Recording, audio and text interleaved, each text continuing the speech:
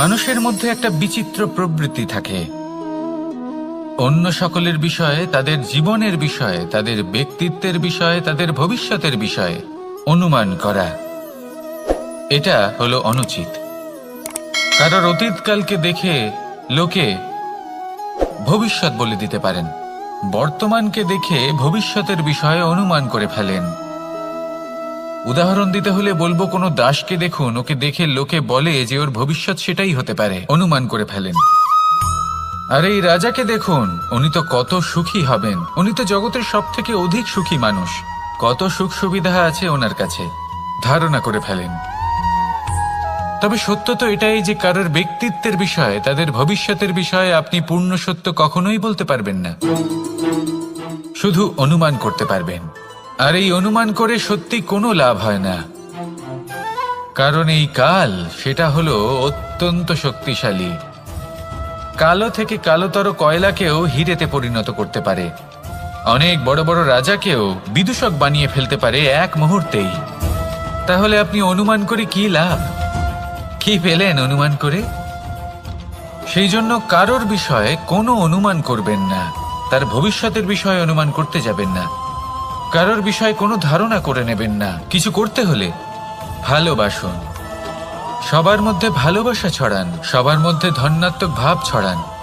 এই মন প্রসন্ন হয়ে বলবে, রাধা রাধা।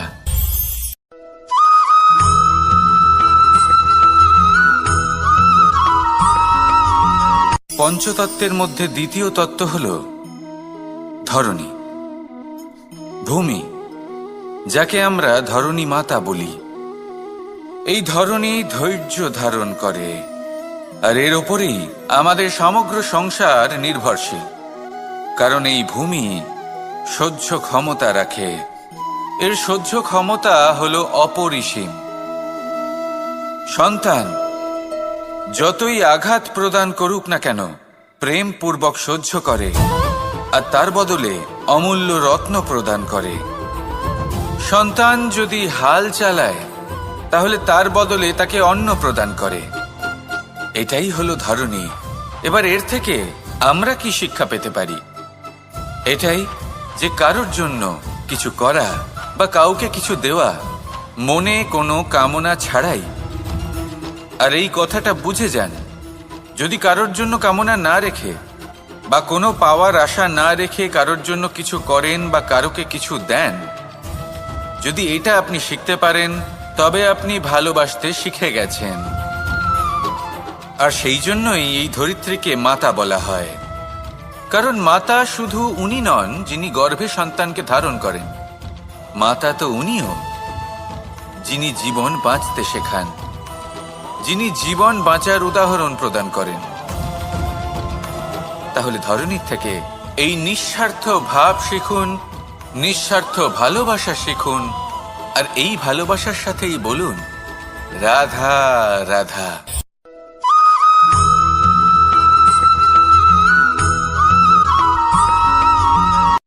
সংসারে আমাদের জীবনে যখন কোনো সুখ বা দুঃখ আসে, তার জন্য আমরা কাউকে না কাউকে অবশ্যই দায়ী করে থাকি, তাই না?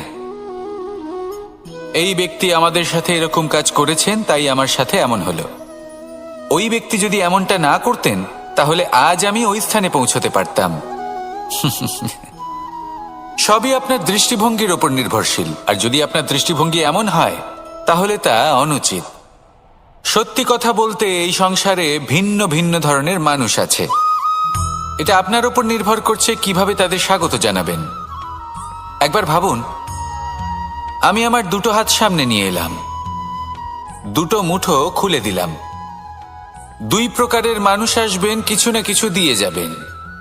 এই মুঠো যদি আমি বন্ধ করে দিই, তাহলে না কেউ আমাকে কিছু দিতে পারবে, না আমার কিছু যাবে আসবে। নিশ্চয়ই বুঝতে পারছেন এই দুই ধরনের ব্যক্তি কারা এবং তারা কি দিয়ে যান। আমি যদি নিজের মুঠো খুলে দিই, তাহলে কিছু ভালো মানুষ আসবেন, আমাকে আনন্দ, সন্তুষ্টি, জ্ঞান প্রদান করে যাবেন, ভালো অভিজ্ঞতা দিয়ে যাবেন। কোনো খারাপ ব্যক্তি যদি আসেন, তাহলে তিনিও খারাপ অভিজ্ঞতা দেবেন, যার থেকে আমি শিক্ষা লাভ করব। এই সব কিছু আমি লাভ করতে পারি। মুঠো যদি বন্ধ করে রাখি, তাহলে আমি কিছুই পাবো না। দেখুন, এই সংসারে প্রত্যেকের জীবনে এইরকম। প্রত্যেকের জীবনে সবকিছুই আছে, ভালো খারাপ দুই মানুষই আছে, ভালো অভিজ্ঞতা আছে, খারাপ অভিজ্ঞতা আছে। নির্ভর করছে আপনার উপর যে আপনি কি করবেন, এনাদের স্বাগত কিভাবে জানাবেন, কার থেকে কি বুঝবেন, কি শিখতে পারবেন, আর কোন দৃষ্টিভঙ্গি নিয়ে অগ্রসর হবেন। এটাই নির্ধারণ করবে যে আপনার জীবন কেমন হবে। আসুন আমার সাথে ভালোবেসে বলুন, রাধা রাধা।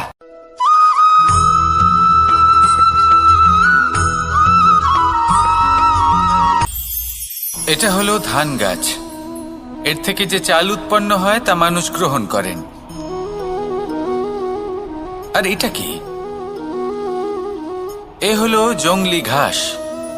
একবার ভেবে দেখুন, যদি এই জংলি ঘাস ধান গাছের আশেপাশে থাকে তাহলে কি হবে? ধান উৎপন্ন হতে পারবে? তা উৎকৃষ্ট হতে পারবে? আমরা কি তা গ্রহণ করতে পারবো? কখনোই নয়। এই জংলি ঘাস ধানকে নষ্ট করে দেবে, কিন্তু নিজে জীবিত থাকবে। এটাই হলো আজকের শিক্ষা। এই সংসারে যদি আপনি নীতির পথে চলতে চান, উচিত কর্ম করতে চান, সংসারকে সেবা করতে চান, তাহলে জংলি ঘাসের মতো ব্যক্তিদের থেকে সবসময় দূরে থাকতে হবে। সেই ব্যক্তি যারা দুর্নীতি এবং মিথ্যা দ্বারা পরিপূর্ণ, যাদের ব্যবহার অশুভ, যাদের অনেক অশুভ গুণ রয়েছে, তারা সঠিক নয়। সেই সকল ব্যক্তি যাদের চরিত্র অত্যন্ত দুষ্ট হয়, তারা হয় শুভ চরিত্রের ব্যক্তিকে একদম নষ্ট করে দেয়, নয় নিজের মতো বানিয়ে তোলে। তাই যদি আপনি নীতির পথে চলতে চান, এই সংসারের জন্য শুভ কর্ম করতে চান, তাহলে সেই সঙ্গ লাভ করুন যে সঙ্গ জ্ঞানে পরিপূর্ণ, যাদের মধ্যে অনেক গুণ আছে, যাদের থেকে প্রতিদিন কিছু শিখতে পারবেন। এমন ব্যক্তির সাথে জীবন অতিবাহিত করুন। দুরাচারীদের থেকে দূরে থাকুন। তবেই এই মন প্রসন্ন হয়ে বলবে, রাধা রাধা।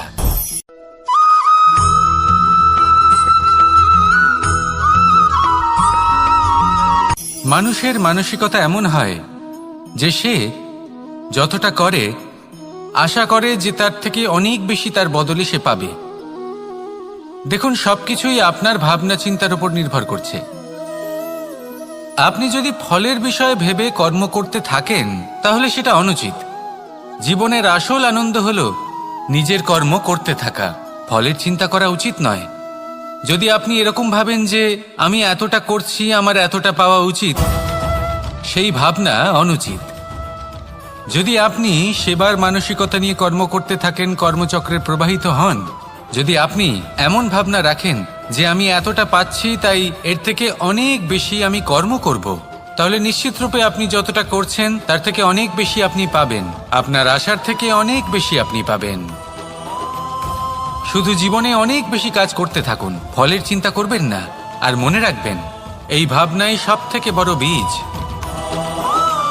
কর্মের উপর বিশ্বাস রাখুন।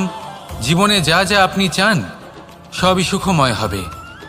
আসুন আর আমার সাথে ভালোবেসে বলুন, রাধা রাধা।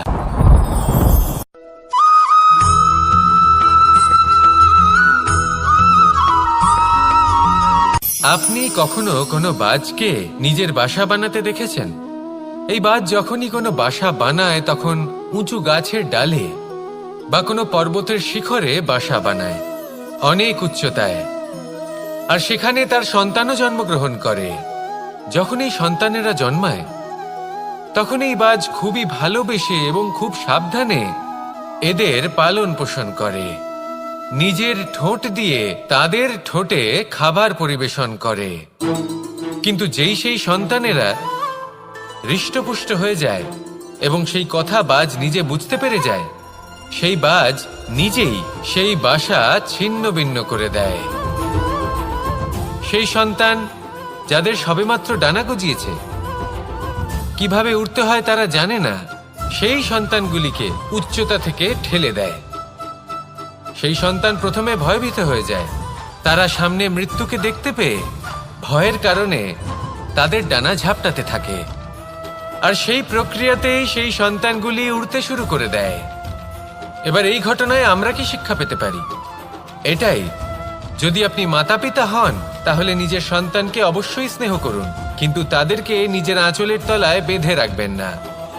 যদি আপনি চান আপনার সন্তান জীবনে উন্নতি করুক, তাহলে নিজের মুঠো থেকে তাদের স্বতন্ত্র করে দিন। এই সংসারে সংঘর্ষ করতে দিন। সেই সন্তান নিজেই বুঝতে পারবে যে জন্মের সময় পাওয়া ডানা কি করে ব্যবহার করতে হয়।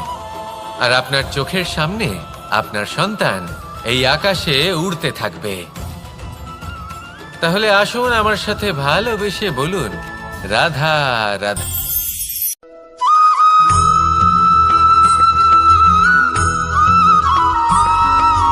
বসন্ত ঋতু, এই সময় মন আনন্দে ভরে থাকে। এমন মনে হয় যেন আমরা আকাশে বিচরণ করতে চলে যাই, কিন্তু সেটা তো সম্ভব নয়। সেই জন্য হয়তো আমরা ঘুড়ি ওড়াই, এই ঘুড়িকে নিজেদের প্রতিরূপ মনে করে। এবার অনেক মানুষ আছেন যারা ঘুড়ি ওড়ান, কিন্তু এই কর্মের সারমর্ম কি সেটা কজন বুঝতে পারেন?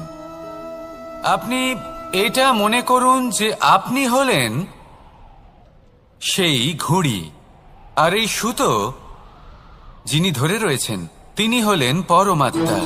আর এই সুতো যেখান থেকে শুরু হয় সেই লাটাই হলো আমাদের কর্মচক্র। এবার আপনি নিজেই অনুমান করুন যে এই উড়ান কার ওপর নির্ভরশীল? পরমাত্মার ওপর আর আপনার কর্মের ওপর।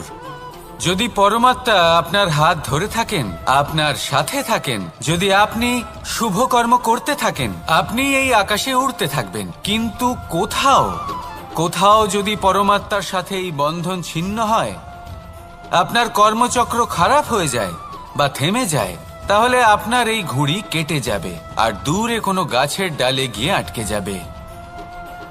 তাই শুধুমাত্র ঘুড়ি ওড়াবেন না, তার থেকে শিখুন, পরমাত্মার সাহচর্যে থাকুন, সবসময় শুভ কর্ম করতে থাকুন আর সবসময় এই আকাশে উড়তে থাকুন। আসুন আর আমার সাথে ভালোবেসে বলুন, রাধা রাধা।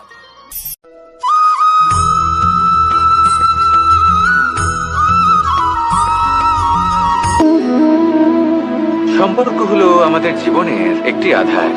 কিছু সম্পর্ক এমন যে আমরা জন্মসূত্রে লাভ করি, যেমন পরিবার, মা, বাবা। কিছু সম্পর্ক আছে যে আমরা জীবনে অর্জন করে থাকি, তা সে প্রেমের হোক, স্নেহের হোক বা বন্ধুত্বের। এই সকল সম্পর্ক লাভ করার বা গড়ে তোলার 5টি ধাপ রয়েছে। প্রথম ধাপ, কোনো ব্যক্তির সাথে আলাপ হওয়া, তার সাথে কথা বলা বা তাকে দেখা। দ্বিতীয় ধাপ, সে ব্যক্তিকে আমাদের ভালো লাগা। তৃতীয় ধাপ, আমাদের এটা চাইতে শুরু করা যে জীবনে এই ব্যক্তি যেন আমাদের বন্ধু হন, আমাদের জীবনে থাকেন, বা আমাদের কাউকে ভালোবেসে ফেলা। আর এটা আমাদের ভাবা বা চাওয়া যে সেই ব্যক্তি যেন আজীবন আমার সাথে থাকেন, আমার জীবনে আমার সাথী হয়ে। চতুর্থ ধাপ, লাভ করা। এবার এই ধাপটি অনেক মানুষের পক্ষেই খুবই সরল হয়, বড়ই সরলভাবে নিজেদের সঙ্গীকে লাভ করে থাকেন। কিছু মানুষের জন্য এই ধাপ অত্যন্ত কঠিন হয়ে থাকে। অনেক প্রতিকূল পরিস্থিতির উপর জয়লাভ করে তারা সঙ্গীকে লাভ করেন, কিন্তু লাভ অবশ্যই করেন।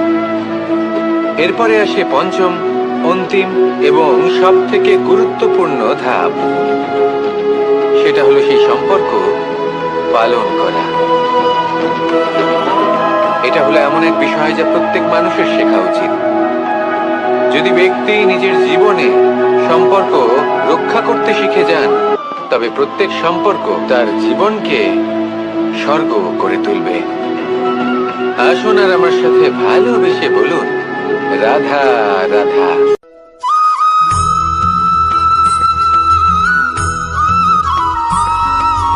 জীবনে যখন কোনো ব্যক্তি নিজের লক্ষ্য প্রাপ্তির জন্য নিরন্তর পরিশ্রম করতে থাকেন, চেষ্টা করতে থাকেন, তখন তিনি কষ্ট অনুভব করেন। কখনো শারীরিক কষ্ট, কখনো মানসিক কষ্ট। এবার উনি এটা ভাবতে থাকেন যে আমি কি উচিত করছি নাকি অনুচিত করছি।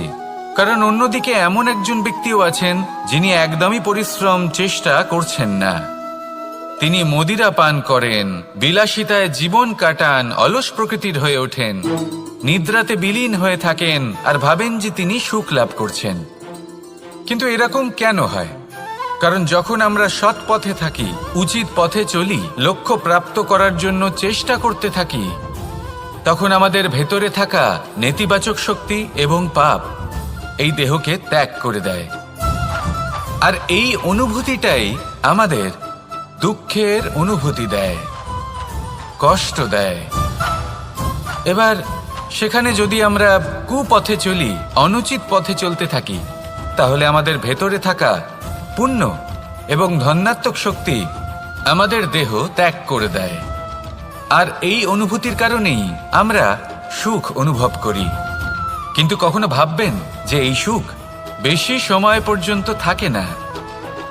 সেই জন্য সবসময় মনে রাখবেন, যদি আপনি জানেন যে এটাই আপনার লক্ষ্য, এটাই উচিত পথ, শুভ পথ, তাতে নিরন্তরভাবে এগিয়ে যেতে চেষ্টা করতে থাকুন। এই কষ্ট আপনাকে সুখের পরাকাষ্ঠায় কখন পৌঁছে দেবে তা আপনি জানতেই পারবেন না। আসুন আমার সাথে ভালোবেসে বলুন, রাধা রাধা।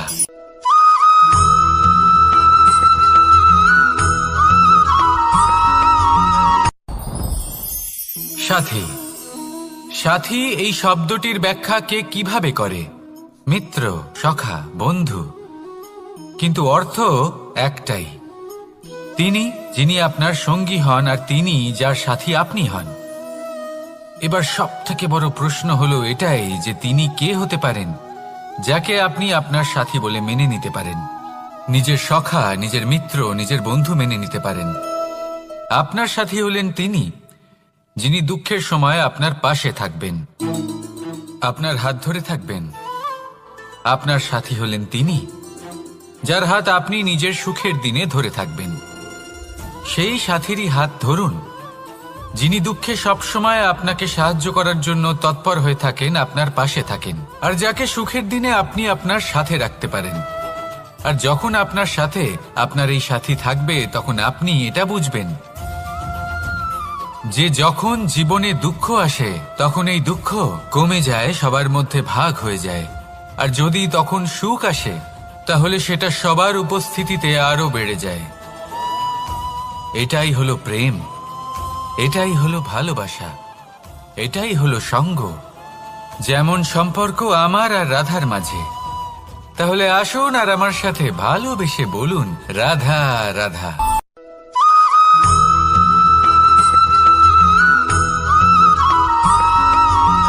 এই সংসারে প্রত্যেক মানুষ এটাই চান যে তিনি যেন ধনবান হন, আর্থিক অবস্থা তার ভালো থাকে, ওনার বাড়িতে লক্ষ্মীর আগমন হয়।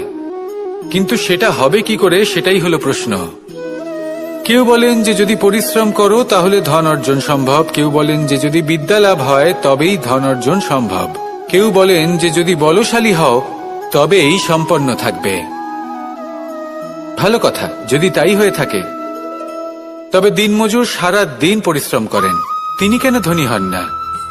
অনেকজন বিদ্বান মানুষ আছেন এই সংসারে, তারা কেন ধনবান হন না? অনেক সংখ্যক বলশালী ব্যক্তি আছেন, তাদের কাছে ধন নেই কেন? তাদের কেন ধনের অভাব হয়? আবার এমনও কিছু মানুষ আছেন যারা পরিশ্রম করেন, তারা দিনমজুর, কিন্তু তারা ধন অর্জন করতে পারেন। কিছু বিদ্বান ব্যক্তি আছেন যাদের কাছে অধিক মাত্রায় ধন রয়েছে, কয়েকজন বলশালী ব্যক্তি রয়েছেন যাদের কাছে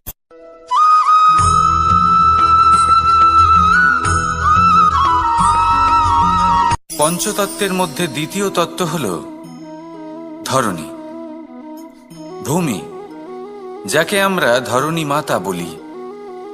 এই ধরণী ধৈর্য ধারণ করে, আর এর ওপরেই আমাদের সমগ্র সংসার নির্ভরশীল। কারণ এই ভূমি সহ্য ক্ষমতা রাখে, এর সহ্য ক্ষমতা হল অপরিসীম। সন্তান যতই আঘাত প্রদান করুক না কেন, প্রেম পূর্বক সহ্য করে, আর তার বদলে অমূল্য রত্ন প্রদান করে। সন্তান যদি হাল চালায়, তাহলে তার বদলে তাকে অন্ন প্রদান করে। এটাই হলো ধরণী। এবার এর থেকে আমরা কি শিক্ষা পেতে পারি? এটাই যে কারোর জন্য কিছু করা বা কাউকে কিছু দেওয়া মনে কোনো কামনা ছাড়াই। আর এই কথাটা বুঝে যান, যদি কারোর জন্য কামনা না রেখে বা কোনো পাওয়ার আশা না রেখে কারোর জন্য কিছু করেন বা কারোকে কিছু দেন, যদি এটা আপনি শিখতে পারেন তবে আপনি ভালোবাসতে শিখে গেছেন। আর সেই জন্যই এই ধরিত্রীকে মাতা বলা হয়, কারণ মাতা শুধু উনি নন যিনি গর্ভে সন্তানকে ধারণ করেন, মাতা তো উনিও যিনি জীবন বাঁচতে শেখান, যিনি জীবন বাঁচার উদাহরণ প্রদান করেন। তাহলে ধরনীর থেকে এই নিঃস্বার্থ ভাব শিখুন, নিঃস্বার্থ ভালোবাসা শিখুন, আর এই ভালোবাসার সাথেই বলুন রাধা রাধা।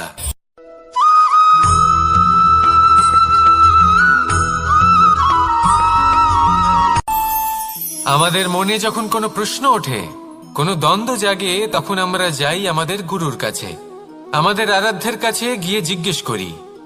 এইভাবেই একদিন আমি পৌঁছলাম আমার আরাধ্যের কাছে, আমার মহাদেবের কাছে, আর ওনাকে প্রশ্ন করলাম যে মহাদেব, জীবনে আনন্দ পাওয়ার, উৎসব পালনের, প্রেম ভাগ করে নেবার, জীবনকে উপভোগ করে নেওয়ার সর্বশ্রেষ্ঠ সময় কোনটা?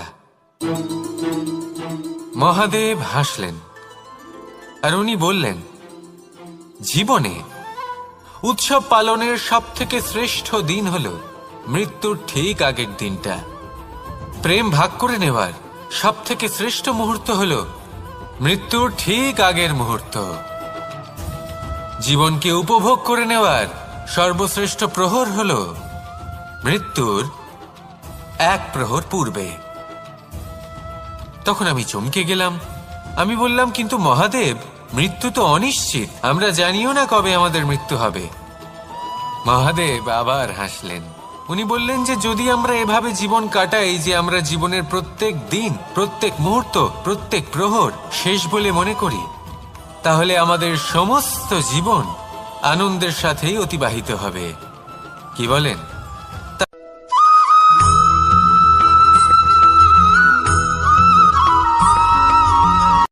সংসারে আমাদের জীবনে যখন কোনো সুখ বা দুঃখ আসে, তার জন্য আমরা কাউকে না কাউকে অবশ্যই দায়ী করে থাকি, তাই না? এই ব্যক্তি আমাদের সাথে এরকম কাজ করেছেন, তাই আমার সাথে এমন হলো। ওই ব্যক্তি যদি এমনটা না করতেন, তাহলে আজ আমি ওই স্থানে পৌঁছতে পারতাম। সবই আপনার দৃষ্টিভঙ্গির ওপর নির্ভরশীল, আর যদি আপনার দৃষ্টিভঙ্গি এমন হয়, তাহলে তা অনুচিত। সত্যি কথা বলতে, এই সংসারে ভিন্ন ভিন্ন ধরনের মানুষ আছে। এটা আপনার উপর নির্ভর করছে কিভাবে তাদের স্বাগত জানাবেন। একবার ভাবুন, আমি আমার দুটো হাত সামনে নিয়ে এলাম, দুটো মুঠো খুলে দিলাম।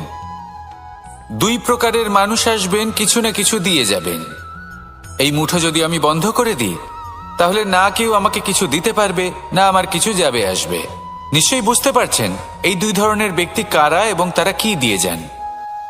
আমি যদি নিজের মুঠো খুলে দিই, তাহলে কিছু ভালো মানুষ আসবেন, আমাকে আনন্দ, সন্তুষ্টি, জ্ঞান প্রদান করে যাবেন, ভালো অভিজ্ঞতা দিয়ে যাবেন। কোনো খারাপ ব্যক্তি যদি আসেন, তাহলে তিনিও খারাপ অভিজ্ঞতা দেবেন, যার থেকে আমি শিক্ষা লাভ করব। এই সব কিছু আমি লাভ করতে পারি। মুঠো যদি বন্ধ করে রাখি, তাহলে আমি কিছুই পাবো না। দেখুন, এই সংসারে প্রত্যেকের জীবনে এইরকম, প্রত্যেকের জীবনে সবকিছুই আছে, ভালো খারাপ দুই মানুষই আছে, ভালো অভিজ্ঞতা আছে, খারাপ অভিজ্ঞতা আছে। নির্ভর করছে আপনার উপর যে আপনি কি করবেন, এনাদের স্বাগত কিভাবে জানাবেন, কার থেকে কি বুঝবেন, কি শিখতে পারবেন, আর কোন দৃষ্টিভঙ্গি নিয়ে অগ্রসর হবেন। এটাই নির্ধারণ করবে যে আপনার জীবন কেমন হবে। আসুন আমার সাথে ভালোবেসে বলুন রাধা রাধা।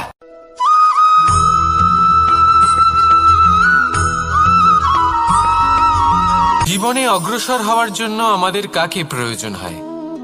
মাতা পিতা, বন্ধু, প্রেম, সাহায্য, অর্থ, পরিশ্রম, আশা। ভিন্ন ভিন্ন মানুষ ভিন্ন ভিন্ন বিকল্প চয়ন করে। যদি আমি আপনাকে বলি,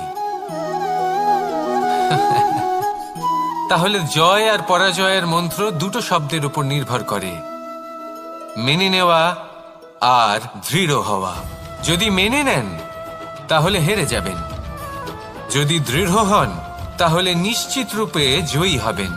যদি কখনো আপনি ক্লান্ত হয়ে ওঠেন, আপনি দুঃখী হন, পুরোপুরি ভেঙে পড়েছেন, তখন মেনে নেবেন না যে আপনি ভেঙে পড়েছেন, নয়তো হেরে যাবেন। তখন উল্টে স্থির করবেন যে যাই হয়ে যাক না কেন, আমি জয়ী হবই। আর আপনি দেখবেন যে জয় নিশ্চিত রূপে আপনার কাছেই আসবে। তাহলে এই কথা মনে রাখবেন আর আমার সাথে ভালোবেসে বলবেন, রাধা রাধা।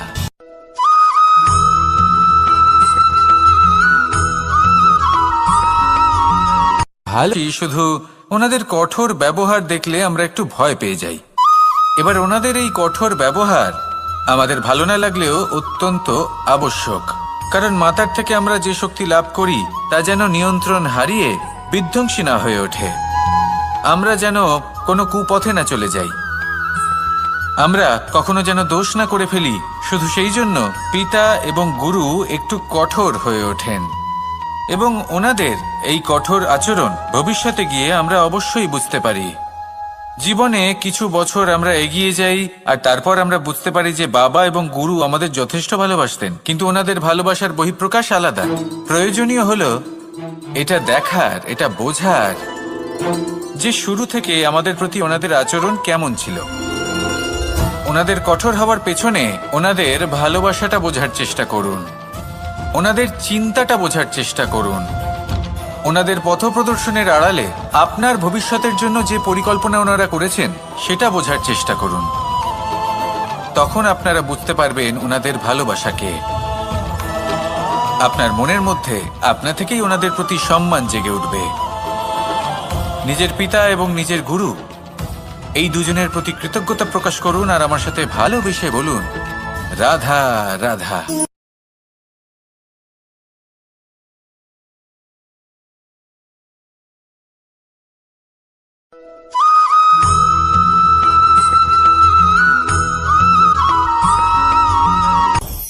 আপনি কখনো পর্বতের শিখরে উঠেছেন? আপনি দেখতে পাবেন পর্বতের পদতলে প্রচুর সুন্দর ফুল রয়েছে, সবুজ বনানী রয়েছে। যত আপনি ওপরে উঠতে থাকবেন তত ফুল কমতে থাকবে, সবুজ বনানী কমতে থাকবে। আরো কিছুটা ওপরে উঠলে কাঁটা জাতীয় গাছ দেখতে পাবেন, শুকনো গাছ দেখতে পাবেন। আরো যদি ওপরে ওঠেন তাহলে পাষাণ দেখতে পাবেন। আরো ওপরে উঠলে হিমখণ্ড দেখতে পাবেন। এই যে পর্বত, তা মনুষ্য জীবনের সবথেকে উত্তম উদাহরণ। মানুষ যখন সাফল্যের শিখরে পৌঁছতে চান, মহানুভবতার শিখরে পৌঁছতে চান, পথে যত আস্তে আস্তে উপরে উঠতে থাকেন ততই ভৌতিক বস্তু তার থেকে বিচ্ছিন্ন হতে থাকে। যদি তিনি সেই ভৌতিক বস্তুগুলি ত্যাগ না করতে পারেন তাহলে কখনোই সেই স্থানে পৌঁছতে পারবেন না। আর মানুষ যদি উচিত ত্যাগ করতে পারেন, পথে অগ্রসর হতে থাকেন, এগোতে থাকেন, তাহলে একদিন না একদিন তিনি মহানুভবতার, জ্ঞানের, সাফল্যের হিমের স্বাদ অবশ্যই লাভ করবেন। মনে রাখবেন, মানব জীবনে ত্যাগ হলো অত্যন্ত গুরুত্বপূর্ণ অংশ। আসুন আমার সাথে ভালোবেসে বলুন, রাধা রাধা।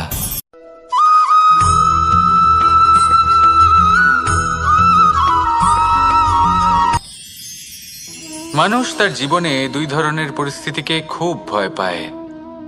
এক, কোনো কারণবশত কারোর সামনে নত হওয়া। দুই, কোনো কারণে নিজের চরিত্র থেকে, নিজের মূল্যবোধ থেকে বিচ্যুত হওয়া। এবার কেন হয় এরকম যে কথায় কথায় কারোর সামনে নত হতে হয়?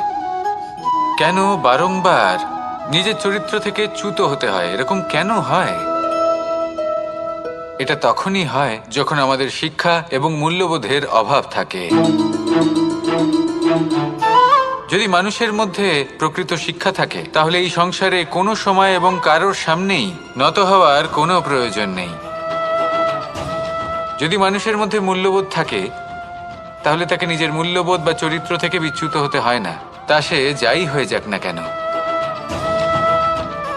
কোনো বালককে যদি জন্ম থেকেই সুশিক্ষার অধিকারী করা হয়, শিক্ষিত করা হয়, মূল্যবোধের অধিকারী করা হয়, তবে সে এই সংসারে এমন কর্ম করবে যাতে সে নিজেকে, নিজের পরিবারকে, সমগ্র সমাজকে গর্বিত করতে পারে। শিক্ষা লাভ করুন, মূল্যবোধ লাভ করুন এবং আমার সাথে ভালোবেসে বলুন, রাধা রাধা।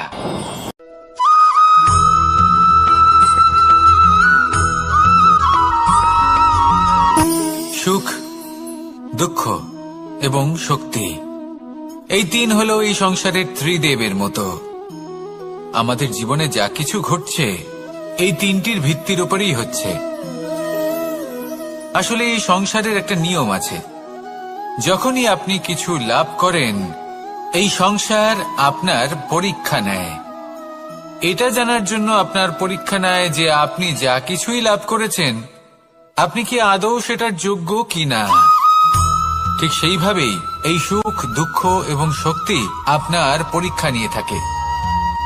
যখন সুখ আসে তখন সে আপনার পরীক্ষা নেয় যে আপনার মধ্যে অহংবোধ জাগ্রত হয়নি তো। যদি অহংবোধ চলে আসে তাহলে সুখ সেখানেই সঙ্গ ত্যাগ করে। দুঃখ আপনার ধৈর্যের পরীক্ষা নিতে থাকে, আর যদি আপনার মধ্যে ধৈর্য না থাকে তাহলে এটা আপনাকে আরো বেশি দুঃখের গভীর অন্ধকারে ঠেলে দেবে। সেখানে শক্তি পরীক্ষা নেয় আপনার বিনম্রতার।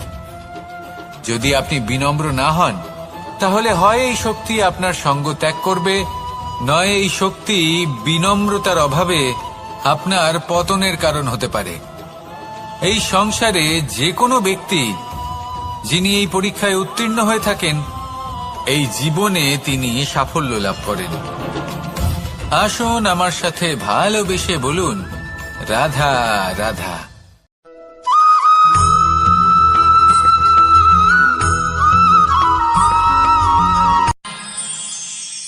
আমরা সবাই সূর্যকে সম্মান কেন করি? কারণ আমরা জানি যে সন্ধেবেলা যখন সূর্যাস্ত হবে তখন শুধুমাত্র অন্ধকার বাকি থাকবে। ঠিক কিছুটা এরকমই হয় আমাদের মাতা পিতাও, যিনি আমাদের জন্ম দেন, আমাদের ভরণ পোষণ করেন, আমাদের বড় করেন, আমাদের প্রেম প্রদান করেন। কখনো কখনো তাদের মুখ থেকে কটু কথা নিঃসৃত হয়, আমাদের দুঃখ হয়, কিন্তু তখন আমাদের এটা বোঝা উচিত এগুলি নিঃসৃত হচ্ছে আমাদেরই মঙ্গলের জন্য। যেমন সূর্যদেব, উনিও উত্তাপ দিয়ে থাকেন আমাদেরই মঙ্গলের জন্য, যাতে ফসল পাকতে পারে, যাতে জল বাষ্প হয়ে মেঘ হতে পারে, বৃষ্টি হতে পারে, আর এই সংসারে নিরন্তর জলের প্রবাহ থাকে। আমাদের মাতা পিতা, তাদের কঠোর আচরণ, তাদের কঠোর অনুশাসনের পেছনে লুকিয়ে থাকে ওনাদের ভালোবাসা। আমাদের তা বুঝতে হবে, সসম্মানে ওনাদের গ্রহণ করতে হবে। কারণ ঠিক সূর্যাস্তের পরে যেমন চতুর্দিক অন্ধকারচ্ছন্ন হয়ে যায়, তেমনি আমাদের জীবন থেকে যখন আমাদের মাতা পিতা চলে যায় তখন আমাদের জীবনেও শুধু এবং শুধুমাত্র অন্ধকারই ছেয়ে থাকে। সেই জন্য নিজের মাতা পিতাকে সম্মান করুন, ওনাদের ভালোবাসা প্রদান করুন। এই মন আর এই জীবন প্রসন্ন হয়ে বলবে, রাধা রাধা।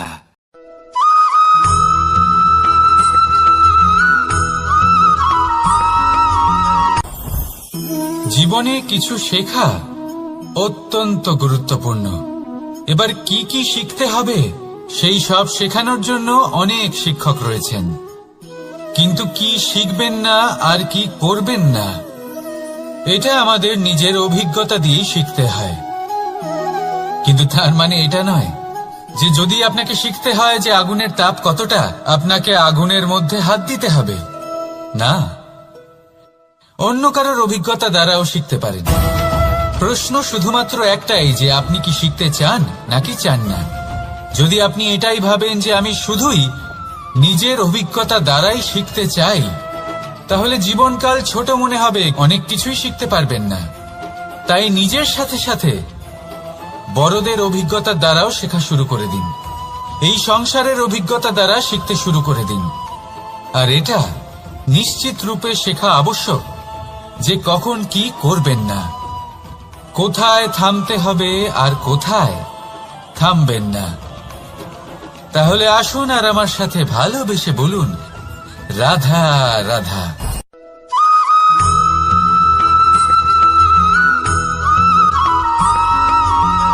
এই সংসারে সবথেকে বেশি কোমল বস্তু হলো রেশম। এই রেশম এতটাই কোমল হয় যে এর পুরো একটা থান শুধুমাত্র একটা হাতে ধরা সম্ভব। কখনো ভেবে দেখেছেন এই রেশম কিভাবে হয়? একটি কীট তার লালার দ্বারা উৎপন্ন হয়। এই কীট সেই রেশমকে পাক দিতে থাকে, পাক দিতেই থাকে আর আস্তে আস্তে তার মধ্যেই জড়িয়ে পড়ে। শেষে ওর এই সুন্দর অমূল্য সৃষ্টি রেশমের এই সুতো, তার নির্মাণ কার্য পূর্ণ হয়, কিন্তু তাতেই ও নিজে বন্দী হয়ে যায়। নিজেরই মায়াজালের এই বন্দী গৃহে নিজেই ফেঁসে যায়। এবার এই সুতোকে ব্যবহারযোগ্য করে তোলার জন্য এই কীটগুলিকে এই কবচের সাথেই ফুটন্ত জলে ফেলে দেওয়া হয়। এই সংসারে যদি আমাদের স্বপ্ন এই সংসারের দুঃখ হরণ করার জন্য, এই সংসারে সুখ বিতরণ করার জন্য হয়, তবেই আমাদের প্রগতি সম্ভব। যদি আমাদের এই স্বপ্ন শুধুই আমাদের এবং আমাদের স্বার্থ সিদ্ধির জন্য হয়, তাহলে এই স্বপ্ন আমাদের অন্ধ করে দেবে, আমাদের অন্ধকারের পথে নিয়ে যাবে, আর আমরাও সেই কীটের মতো হয়ে যাব। নিজেদেরই মায়াজালে আমরা নিজেই ফেঁসে যাব, আর শেষে আমরা যদি কিছু লাভ করি তা হবে একাকিত্ব, অন্ধকারময় মৃত্যু। তাই স্বপ্ন অবশ্যই দেখুন, কিন্তু এমনভাবে স্বপ্ন দেখবেন না যে তার এই বন্দিগৃহে আপনি নিজেই ফেঁসে গেলেন। স্বপ্ন দেখুন পরোপকারে।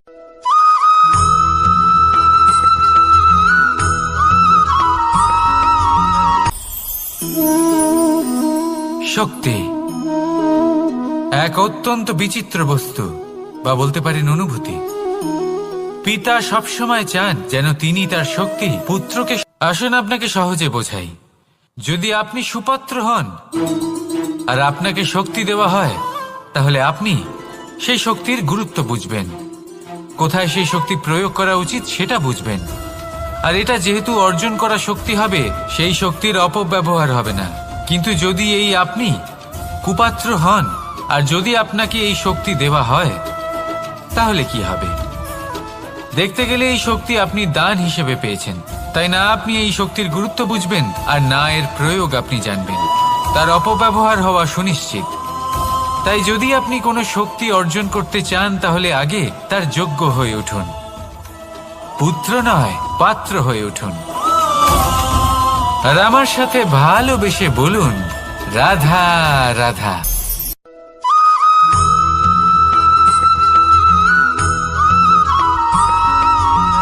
এই সংসারে প্রত্যেক মানুষ এটাই চান যে তিনি যেন ধনবান হন, আর্থিক অবস্থা তার ভালো থাকে, ওনার বাড়িতে লক্ষ্মীর আগমন হয়।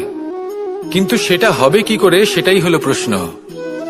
কেউ বলেন যে যদি পরিশ্রম করো তাহলে ধন অর্জন সম্ভব, কেউ বলেন যে যদি বিদ্যা লাভ হয় তবেই ধন অর্জন সম্ভব, কেউ বলেন যে যদি বলশালী হও তবেই সম্পন্ন থাকবে। ভালো কথা, যদি তাই হয়ে থাকে, তবে দিনমজুর সারা দিন পরিশ্রম করেন, তিনি কেন ধনী হন না? অনেকজন বিদ্বান মানুষ আছেন এই সংসারে, তারা কেন ধনবান হন না? অনেক সংখ্যক বলশালী ব্যক্তি আছেন, তাদের কাছে ধন নেই কেন? তাদের কেন ধনের অভাব হয়?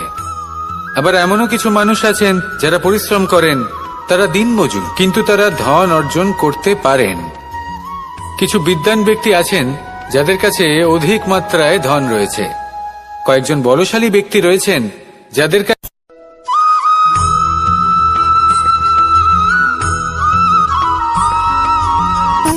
সুখ, দুঃখ এবং শক্তি, এই তিন হলো এই সংসারের ত্রিদেবের মতো। আমাদের জীবনে যা কিছু ঘটছে এই তিনটির ভিত্তির উপরেই হচ্ছে। আসলে এই সংসারের একটা নিয়ম আছে, যখনই আপনি কিছু লাভ করেন, এই সংসার আপনার পরীক্ষা নেয়। এটা জানার জন্য আপনার পরীক্ষা নেয় যে আপনি যা কিছুই লাভ করেছেন, আপনি কি আদৌ সেটার যোগ্য কিনা। ঠিক সেইভাবেই এই সুখ, দুঃখ এবং শক্তি আপনার পরীক্ষা নিয়ে থাকে। যখন সুখ আসে তখন সে আপনার পরীক্ষা নেয় যে আপনার মধ্যে অহংবোধ জাগ্রত হয়নি তো। যদি অহংবোধ চলে আসে তাহলে সুখ সেখানেই সঙ্গ ত্যাগ করে। দুঃখ আপনার ধৈর্যের পরীক্ষা নিতে থাকে, আর যদি আপনার মধ্যে ধৈর্য না থাকে তাহলে এটা আপনাকে আরো বেশি দুঃখের গভীর অন্ধকারে ঠেলে দেবে। সেখানে শক্তি পরীক্ষা নেয় আপনার বিনম্রতার। যদি আপনি বিনম্র না হন, তাহলে হয় এই শক্তি আপনার সঙ্গ ত্যাগ করবে, নয় এই শক্তি বিনম্রতার অভাবে আপনার পতনের কারণ হতে পারে। এই সংসারে যে কোনো ব্যক্তি যিনি এই পরীক্ষায় উত্তীর্ণ হয়ে থাকেন, এই জীবনে তিনি সাফল্য লাভ করেন। আসুন আমার সাথে ভালোবেসে বলুন, রাধা রাধা।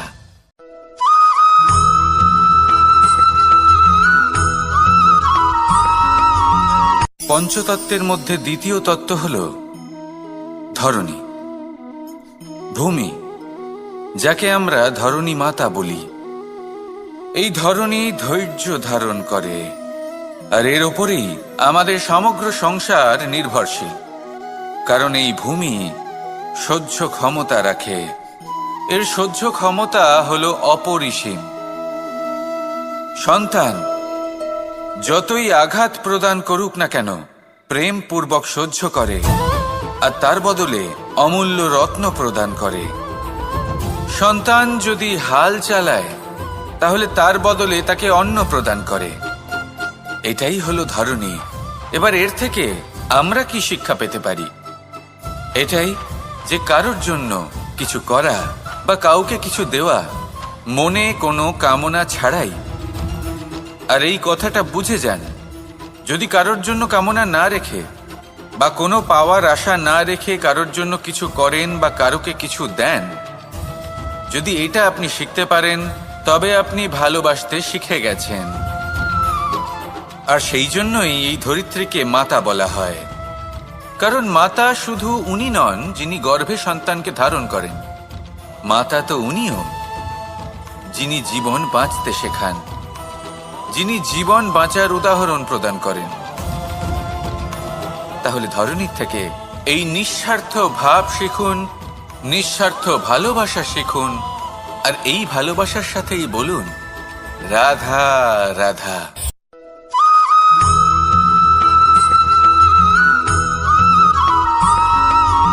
মানুষ জন্মগ্রহণ করে, তার সাথে ভয়েরও জন্ম হয়।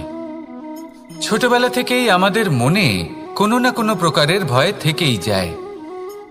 কেউ এই বিষয়ে ভয় পায় যে তার কোনো বস্তু তার থেকে দূরে চলে যাবে, কেউ এই বিষয়ে ভয় পায় যে আমি নিজেকে হারিয়ে ফেলব, কেউ এই ভেবে ভয় পায় যে আমার প্রিয়জনেরা তারা যেন আমার থেকে দূরে না চলে যায়, কেউ এই ভেবে ভয় পায় যে আমরা যেন পথ না হারিয়ে ফেলি, আদি ইত্যাদি। কিন্তু সত্যি কথা বলতে, ভেবে দেখুন এই ভয় বাস্তবে কি? শুধুই একটা মনস্থিতি, আর কিছুই নয়। যা কিছু আপনি জীবনে পেয়েছেন তা একদিন আপনাকে হারাতে হবে। এই জীবন হলো আপনারই, কিন্তু তাও একদিন সমাপ্ত হবে। তাই ভয় পেয়ে কি লাভ? এই ভয় শুধু আপনাকে জীবন যাপন করা থেকে বাধা দিচ্ছে, আর কিচ্ছু নয়। পথ হারিয়ে ফেললেই বুঝতে পারবেন যে নতুন পথ কিভাবে বানাতে হয়। কিছু মানুষকে জীবন থেকে হারালে তবেই আপনি বুঝবেন যে আপনার আপনজনকে। এই ভয়ের কারণে ভীত হয়ে থাকবেন না। এই তারা নক্ষত্র অন্ধকারের অভাবে গুরুত্ব হারায়। শিবকেও মহাদেব হওয়ার জন্য বিষপান করতে হয়েছিল। প্রত্যেক পরিস্থিতি, প্রত্যেক সাফল্য আপনার পরীক্ষা নেবে, তাতে উত্তীর্ণ হওয়া হলো আপনার কর্ম। যখনই আপনি ভয় পাবেন বা সংকটের সম্মুখীন হবেন, তখন সাহসের সাথে তার সম্মুখীন হন। মনে রাখবেন, যে সম্মুখীন হতে জানে, সাফল্য তার সাথে সবসময় থাকে। আসুন আর আমার সাথে ভালোবেসে বলুন, রাধা রাধা।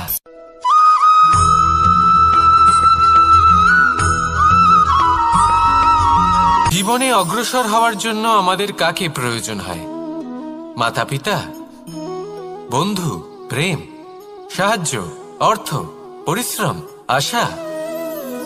ভিন্ন ভিন্ন মানুষ ভিন্ন ভিন্ন বিকল্প চয়ন করে। যদি আমি আপনাকে বলি, তাহলে জয় আর পরাজয়ের মন্ত্র দুটো শব্দের উপর নির্ভর করে, মেনে নেওয়া আর দৃঢ় হওয়া। যদি মেনে নেন তাহলে হেরে যাবেন, যদি দৃঢ় হন তাহলে নিশ্চিত রূপে জয়ী হবেন। যদি কখনো আপনি ক্লান্ত হয়ে ওঠেন, আপনি দুঃখী হন, পুরোপুরি ভেঙে পড়েছেন, তখন মেনে নেবেন না যে আপনি ভেঙে পড়েছেন, নয়তো হেরে যাবেন। তখন উল্টে স্থির করবেন যে যাই হয়ে যাক না কেন, আমি জয়ী হবই। আর আপনি দেখবেন যে জয় নিশ্চিত রূপে আপনার কাছেই আসবে। তাহলে এই কথা মনে রাখবেন আর আমার সাথে ভালোবেসে বলবেন, রাধা রাধা।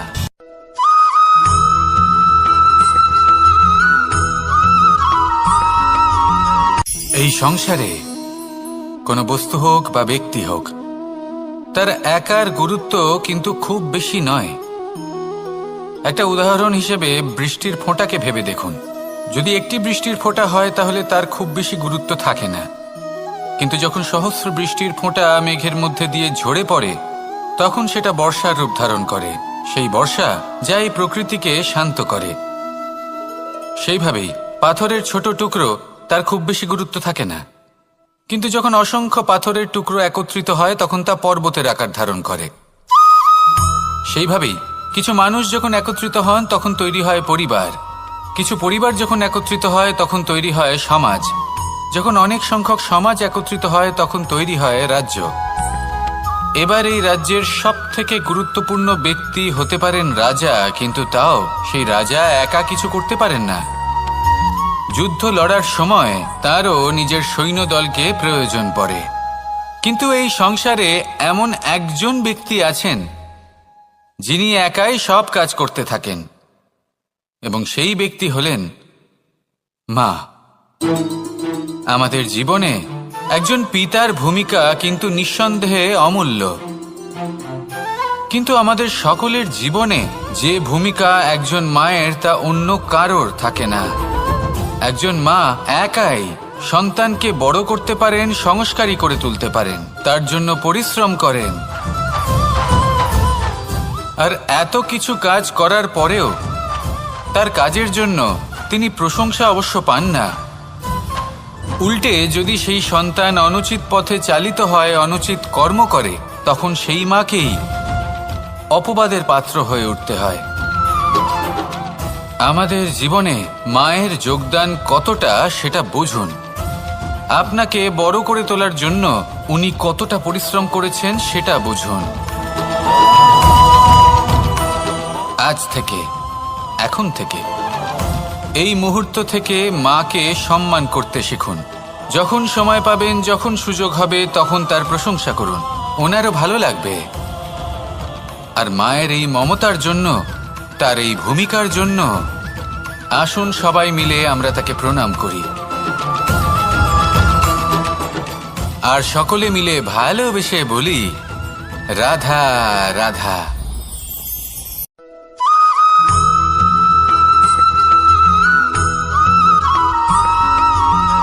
এই সংসারের সবথেকে গুরুত্বপূর্ণ তত্ত্ব কোনটা? প্রথম হলো সময়।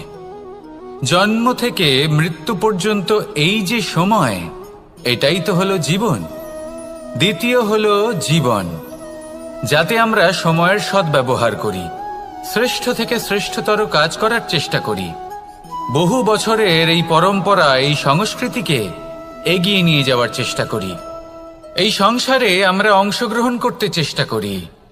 তৃতীয় হলো ধন, সেই ধন যা প্রত্যেক ব্যক্তি অর্জন করতে চেষ্টা করেন। এবার এই তিনটি তত্ত্বের মধ্যে একটা সামঞ্জস্য আছে, সমান ব্যাপার আছে। সে ধনই হোক বা সময় হোক বা হোক জীবন। আর সেই সমান ব্যাপার হলো যে যদি আপনি এটা গণনা করতে থাকেন তাহলে তা কমতে থাকে, যদি আপনি এটা ব্যবহার করেন তাহলে তা বাড়তে থাকে। একে সংগঠিত করে রাখতে চেষ্টা করলে এ হাত থেকে ফসকে যায়, কিন্তু যদি আপনি একে সামলে রাখতে শিখে যান তাহলে এমন কাজ করবেন যাতে সংসারের সাথে সাথে পরবর্তী প্রজন্ম লাভবান হবে। যদি কিছু শিখতে চান তাহলে সামলাতে শিখুন, গণনা করা বা সংগঠিত করা নয়। আসুন আর আমার সাথে ভালোবেসে বলুন, রাধা রাধা।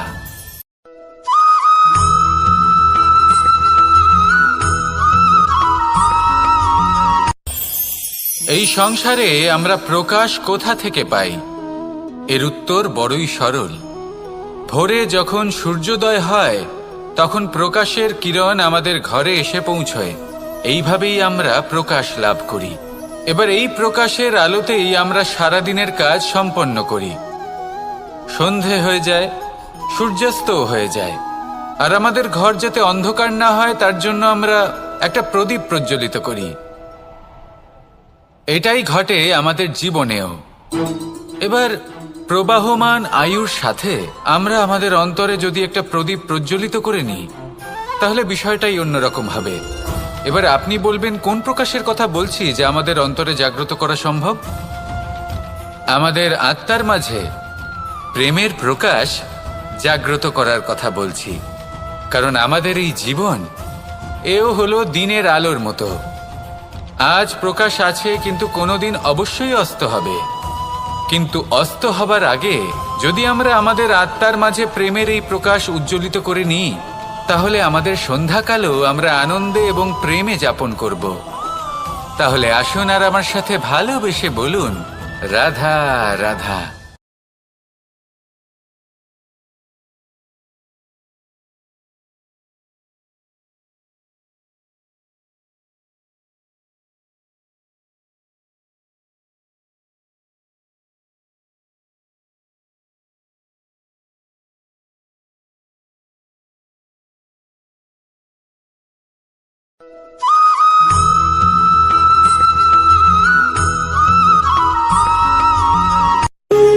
যখন মানুষের মৃত্যু হয় তখন কি হয়?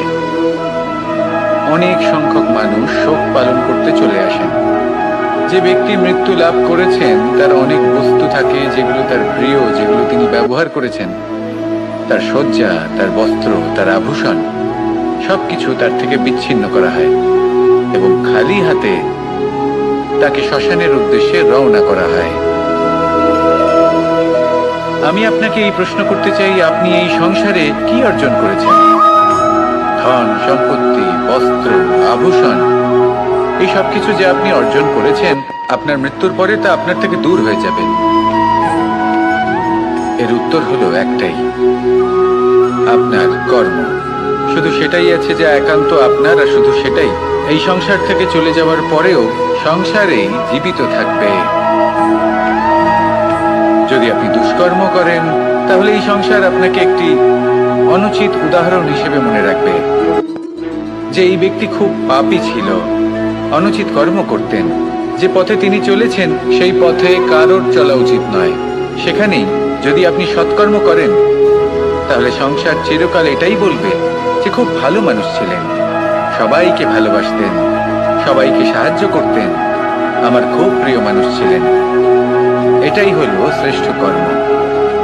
সেই জন্য জীবনে শুধুমাত্র ধন সম্পত্তি, আভূষণ এই সব অর্জন করতে গিয়ে নিজের মনোনিবেশ করবেন না। শ্রেষ্ঠ কর্ম করুন। সংসার থেকে চলে যাওয়ার পরেও এই কর্মই এই সংসারে আপনাকে জীবিত রাখবে।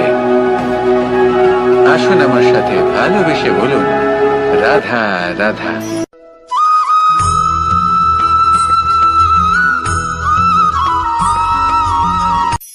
এই সংসারে সাফল্য লাভ করার জন্য জ্ঞানের প্রয়োজন হয়, পরিশ্রমের প্রয়োজন হয়, দৃঢ় নিষ্ঠার প্রয়োজন হয়, নিরন্তর চেষ্টা করা প্রয়োজনীয়। কিন্তু আরো কিছু আছে যা অত্যন্ত প্রয়োজনীয় এবং গুরুত্বপূর্ণ। তা হলো ভালো বন্ধু। তাদের থাকা অত্যন্ত প্রয়োজনীয়। যদি ভালো বন্ধু থাকে, তাহলে সময় এলে তারা ঢাল হয়ে আপনাকে সুরক্ষা করবেন। সময় এলে অস্ত্রের মতো শত্রুকে সংহারও করবেন। যদি তিনি জ্ঞানী হন, তাদের মধ্যে সদ্গুণ থাকে, তাহলে এই সব গুণ আপনার মধ্যেও প্রবেশ করবে। তাহলে সাফল্যের জন্য ভালো বন্ধু পাওয়া অত্যন্ত প্রয়োজনীয়। কিন্তু শুধু বন্ধু কেন, ভালো শত্রুও থাকা প্রয়োজনীয়। এবার আপনি ভাববেন, এ আমি কি বললাম? যদি আপনার জীবনেও ভালো অর্থাৎ শক্তিশালী শত্রু থাকে, তাহলে আপনিও শক্তিশালী হতে থাকবেন। এই শত্রু আপনাকে প্রেরিত করবে আরো বেশি শক্তিশালী হয়ে ওঠার। কখনো কোনো হরিণকে দেখুন, তীব্র গতিতে দৌড়তে থাকে। কেন তীব্র গতিতে দৌড়য়? এই কারণে নয় যে কোথাও তার জন্য মধুর ঘাস অপেক্ষা করে রয়েছে, না। সে এই কারণে তীব্র গতিতে দৌড়য় কারণ সেটা না করলে তার পেছনে একটি সিংহ আছে যে ওকে নিজের ভোজন করে ফেলবে। তাই জীবনে বিপদ, সংকট এই সবকিছুও হলো অত্যন্ত গুরুত্বপূর্ণ। তার সম্মুখীন হতে শিখুন আর আমার সাথে ভালোবেসে বলুন, রাধা রাধা।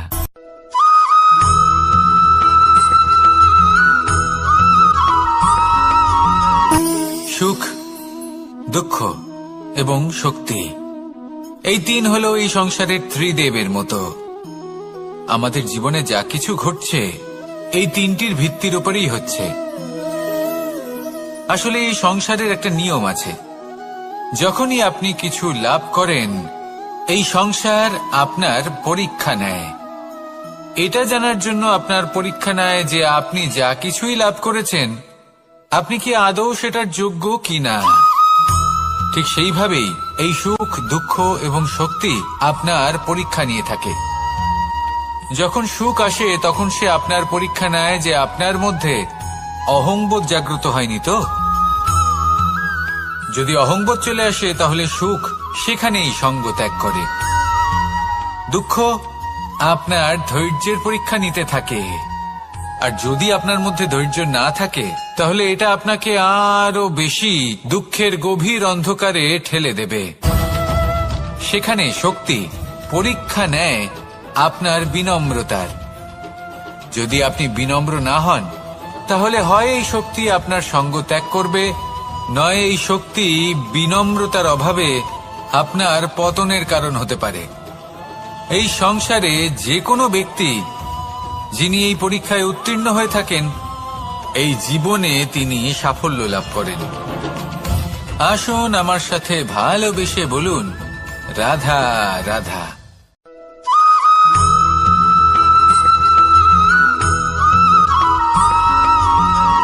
পুরুষার্থ। শাস্ত্রে 4 ধরনের পুরুষার্থের কথা বলা হয়েছে। প্রথম হলো ধর্ম। আপনি কি জানেন এই ধর্ম আসলে কি? আপনার কি মনে হয় ধর্ম আসলে কি? কোনো বিশেষ ঈশ্বরকে মানাই কি ধর্ম বলা হয়? নাকি কোনো বিশেষ রীতি পালন করাই হলো ধর্ম?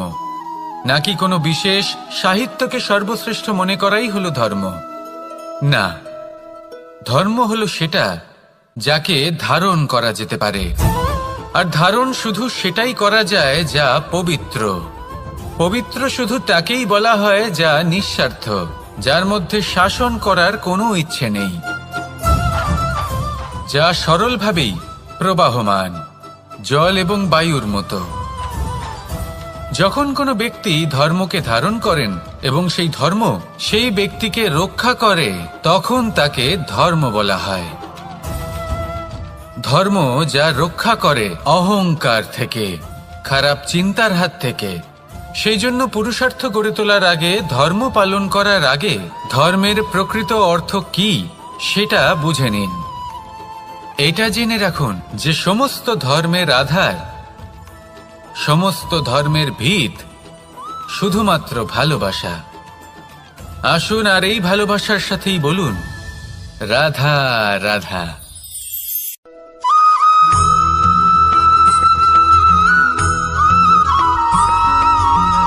এই সংসারে সবথেকে বেশি কোমল বস্তু হলো রেশম।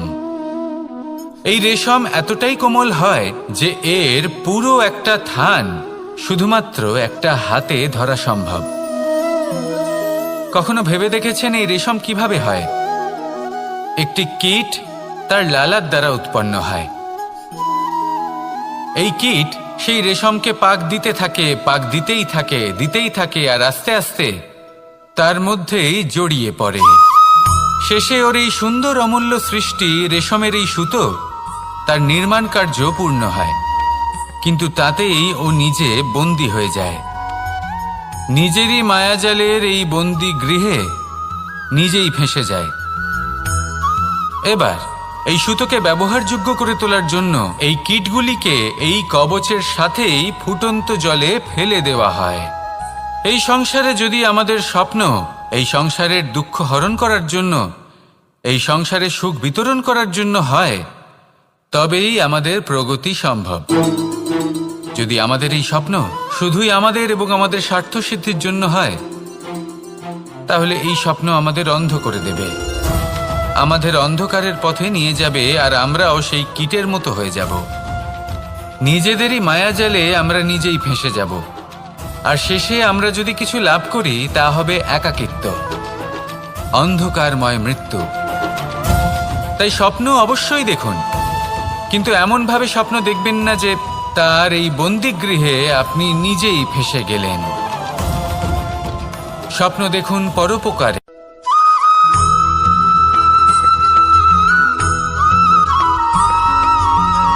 কেউ বলে জীবন খুব ক্ষণস্থায়ী, কেউ বলে জীবন হলো একটা সুন্দর স্বপ্নের মতো, আবার কেউ বলবে জীবন হলো এক কঠোর সত্য।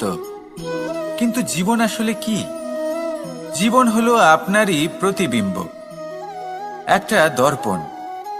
অর্থাৎ আপনি জীবনকে সেইভাবেই পাবেন যেরকম আপনি নিজেকে প্রতিপন্ন করবেন। যদি আপনি দর্পণের দিকে তাকিয়ে হাসেন, তাহলে আপনি সামনে হাসি মুখী দেখতে পাবেন।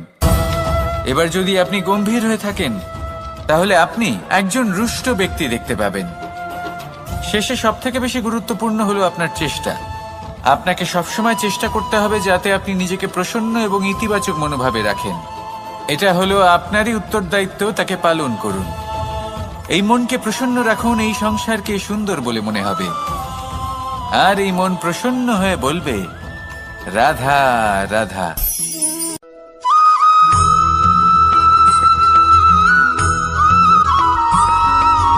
জীবনে যখন কোনো ব্যক্তি নিজের লক্ষ্য প্রাপ্তির জন্য নিরন্তর পরিশ্রম করতে থাকেন, চেষ্টা করতে থাকেন, তখন তিনি কষ্ট অনুভব করেন, কখনো শারীরিক কষ্ট, কখনো মানসিক কষ্ট।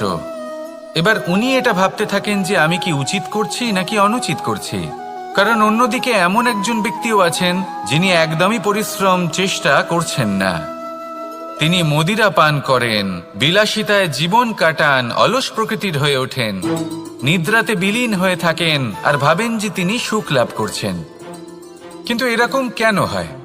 কারণ যখন আমরা সৎ পথে থাকি, উচিত পথে চলি, লক্ষ্য প্রাপ্ত করার জন্য চেষ্টা করতে থাকি, তখন আমাদের ভেতরে থাকা নেতিবাচক শক্তি এবং পাপ এই দেহকে ত্যাগ করে দেয়।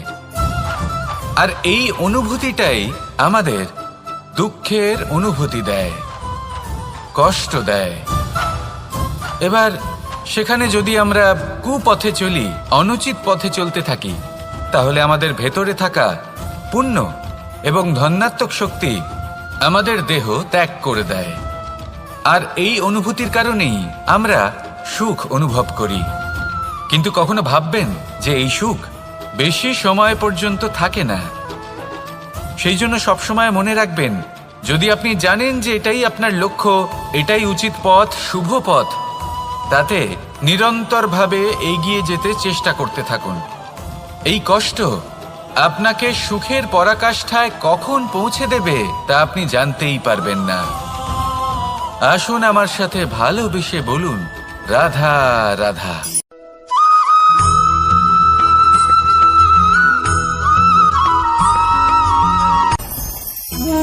ভোজন। এবার ভোজন সংগ্রহ করার জন্য মানুষ কি না করেন, সব সময় চেষ্টা করতে থাকেন। ফসল উৎপাদনের জন্য অনেক পরিশ্রম করতে থাকেন, কিন্তু অনেক সময় অনেক পরিশ্রম করার পরেও ফসল ভালো উৎপাদন হয় না। এর কারণ কি? কারণ হলো এটাই যে আপনি পরিশ্রম হয়তো অনেক করেছেন, কিন্তু আপনার নজর তো সেই বীজের দিকে ছিলই না যা আপনি রোপণ করেছেন। সেই জন্য সব সময় কোনো বীজ রোপণ করার আগে তাকে পরখ করে দেখুন, তা অত্যন্ত আবশ্যক। আর সেইভাবেই যখনই কোনো কর্মের প্রশ্ন আসে, তাহলে সেখানে শুধুমাত্র পরিশ্রম যথেষ্ট নয়। সেই কাজের প্রতি আপনার কর্তব্য কি, আপনার উদ্দেশ্য কি, সেটা জানা হলো অত্যন্ত গুরুত্বপূর্ণ। তাই কর্ম করুন, কিন্তু সেই কর্মের প্রতি আপনার যা উদ্দেশ্য তার মাহাত্ম্য বুঝতে চেষ্টা করুন। তাহলে আসুন আমার সাথে ভালোবেসে বলুন রাধা রাধা।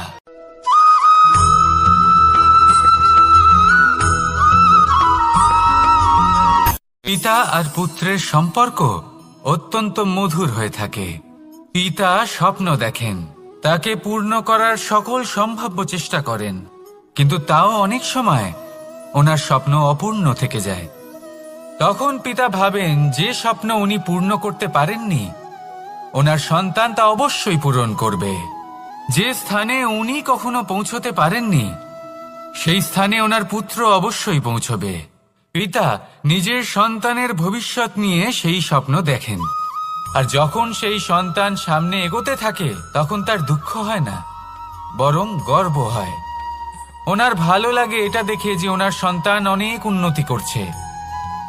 কিন্তু যখন সন্তান নিজের অভিভাবকের শক্তি দেখে, তার যশ দেখে হিংসা করতে থাকে, সমস্যা সেইখানেই শুরু হয়। সেই জন্য সকল সন্তানকে এটা মনে রাখতে হবে, দেখুন, পুত্র হবার সুবাদে, এক সন্তান হবার সুবাদে এটা হলো আপনার অধিকার যে আপনি আপনার পিতার থেকে বেশি উন্নতি করবেন। আপনার পিতাও এটাই চান, কিন্তু সুস্থভাবে এটা করুন। একটা রেখা টেনে নিন যাতে আপনি তাতে এগোতে পারেন আর আপনার পিতার তাতে গর্ববোধ হয়, আর সেই বিষয়ে দুঃখ না হয় যে আমার সন্তান আমাকেই ছোট করার চেষ্টা করছে। ইতিহাস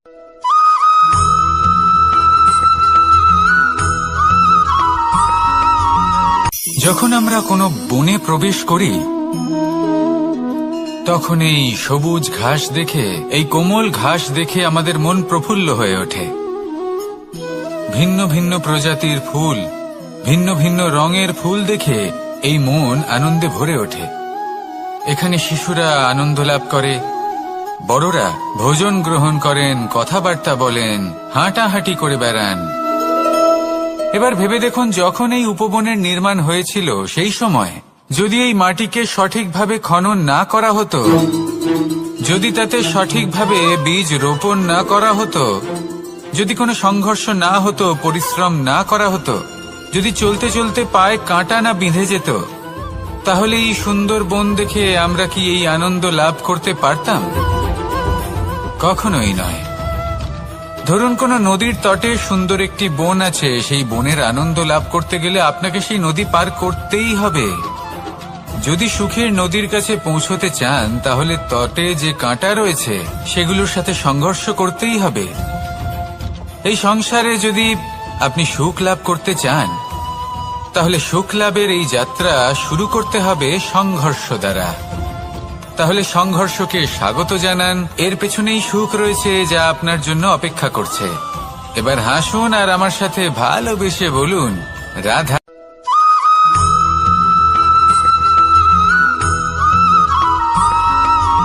জীবনে অগ্রসর হওয়ার জন্য আমাদের কাকে প্রয়োজন হয়? মাতা পিতা, বন্ধু, প্রেম, সাহায্য, অর্থ, পরিশ্রম, আশা। ভিন্ন ভিন্ন মানুষ ভিন্ন ভিন্ন বিকল্প চয়ন করে। যদি আমি আপনাকে বলি, তাহলে জয় আর পরাজয়ের মন্ত্র দুটো শব্দের উপর নির্ভর করে, মেনে নেওয়া আর দৃঢ় হওয়া। যদি মেনে নেন তাহলে হেরে যাবেন, যদি দৃঢ় হন তাহলে নিশ্চিত রূপে জয়ী হবেন। যদি কখনো আপনি ক্লান্ত হয়ে ওঠেন, আপনি দুঃখী হন, পুরোপুরি ভেঙে পড়েছেন, তখন মেনে নেবেন না যে আপনি ভেঙে পড়েছেন, নয়তো হেরে যাবেন। তখন উল্টে স্থির করবেন যে যাই হয়ে যাক না কেন, আমি জয়ী হবই। আর আপনি দেখবেন যে জয় নিশ্চিত রূপে আপনার কাছেই আসবে। তাহলে এই কথা মনে রাখবেন আর আমার সাথে ভালোবেসে বলবেন, রাধা রাধা।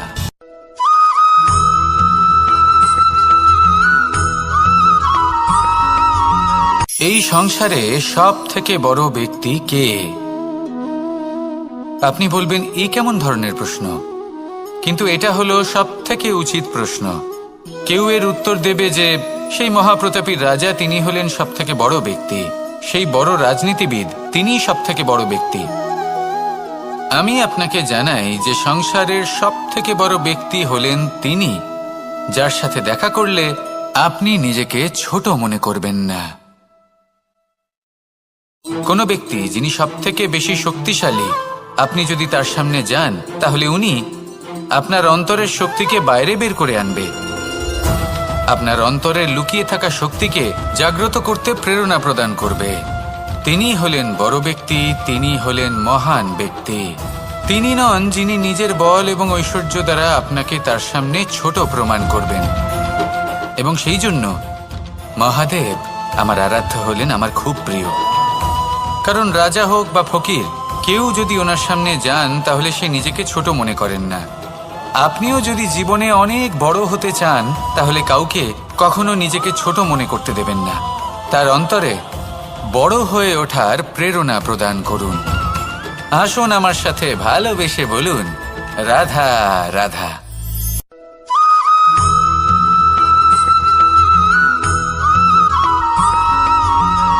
মানুষের মানসিকতা এমন হয় যে সে যতটা করে আশা করে যে তার থেকে অনেক বেশি তার বদলে সে পাবে।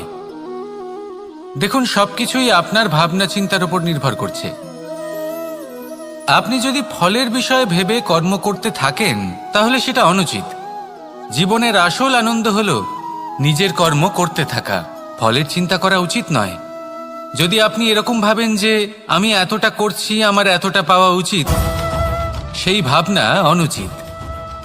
যদি আপনি সেবার মানসিকতা নিয়ে কর্ম করতে থাকেন, কর্মচক্রে প্রবাহিত হন, যদি আপনি এমন ভাবনা রাখেন যে আমি এতটা পাচ্ছি তাই এর থেকে অনেক বেশি আমি কর্ম করব, তাহলে নিশ্চিতরূপে আপনি যতটা করছেন তার থেকে অনেক বেশি আপনি পাবেন। আপনার আশার থেকে অনেক বেশি আপনি পাবেন। শুধু জীবনে অনেক বেশি কাজ করতে থাকুন, ফলের চিন্তা করবেন না। আর মনে রাখবেন, এই ভাবনাই সব থেকে বড় বীজ। কর্মের উপর বিশ্বাস রাখুন। জীবনে যা যা আপনি চান সবই সুখময় হবে। আসুন আর আমার সাথে ভালোবেসে বলুন, রাধা রাধা।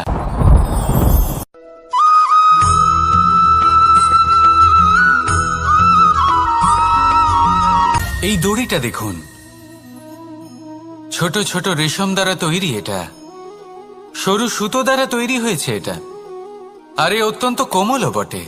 আর আপনি চাইলে এটা সোজাও করে দিতে পারেন, আর চাইলে এটা বেঁকিয়েও দিতে পারেন।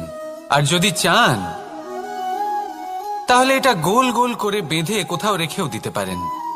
এবার এই কোমল দড়ি যদি কোনো নিষ্ঠুর কঠিন পাথরে বারংবার জড়িয়ে দেওয়া হয় তাহলেও তাকেও কাটতে পারে, নিজের ছাপ ছেড়ে যেতে পারে, সেটার আকারও বদলে ফেলতে পারে। এবার এর কারণ কি? এর কারণ হলো অভ্যাস আর নিরন্তর প্রচেষ্টা। যদি আপনিও চেষ্টা করেন আর নিরন্তর কর্ম করে যান, তাহলে আপনার প্রারব্ধ পাথরের মতো কঠিনই হোক না কেন, তাতে ভাঙন ধরিয়েও আপনি নিজের লক্ষ্যে অবশ্যই পৌঁছতে পারবেন। একটা গুরুত্বপূর্ণ কথা মনে রাখবেন, সুকর্মের অভ্যাস আর নিরন্তর প্রয়াস, এই হলো সাফল্যের মন্ত্র। তাহলে জীবনে এই মন্ত্র আনুন আর আমার সাথে ভালোবেসে বলুন, রাধা রাধা।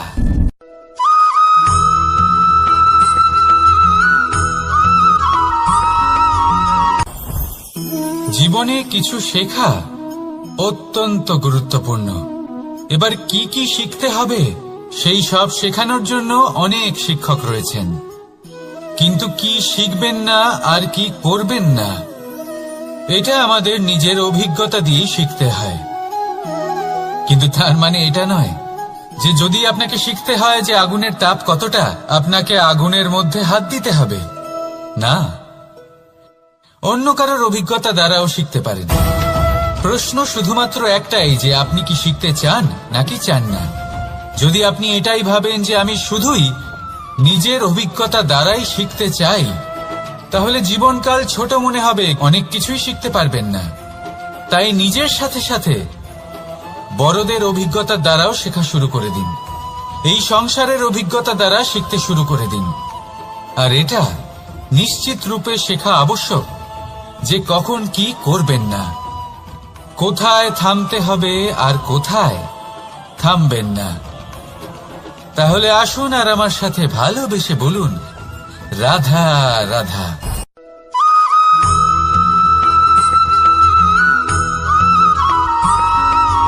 মানুষের একটি সমস্যা আছে যে মানুষ সাফল্যকে মাপতে থাকেন, লক্ষ্যপ্রাপ্তিকে মাপতে থাকেন এবং তার তুলনা করতে থাকেন যে ও এত কিছু পেল আর আমি পেলাম না,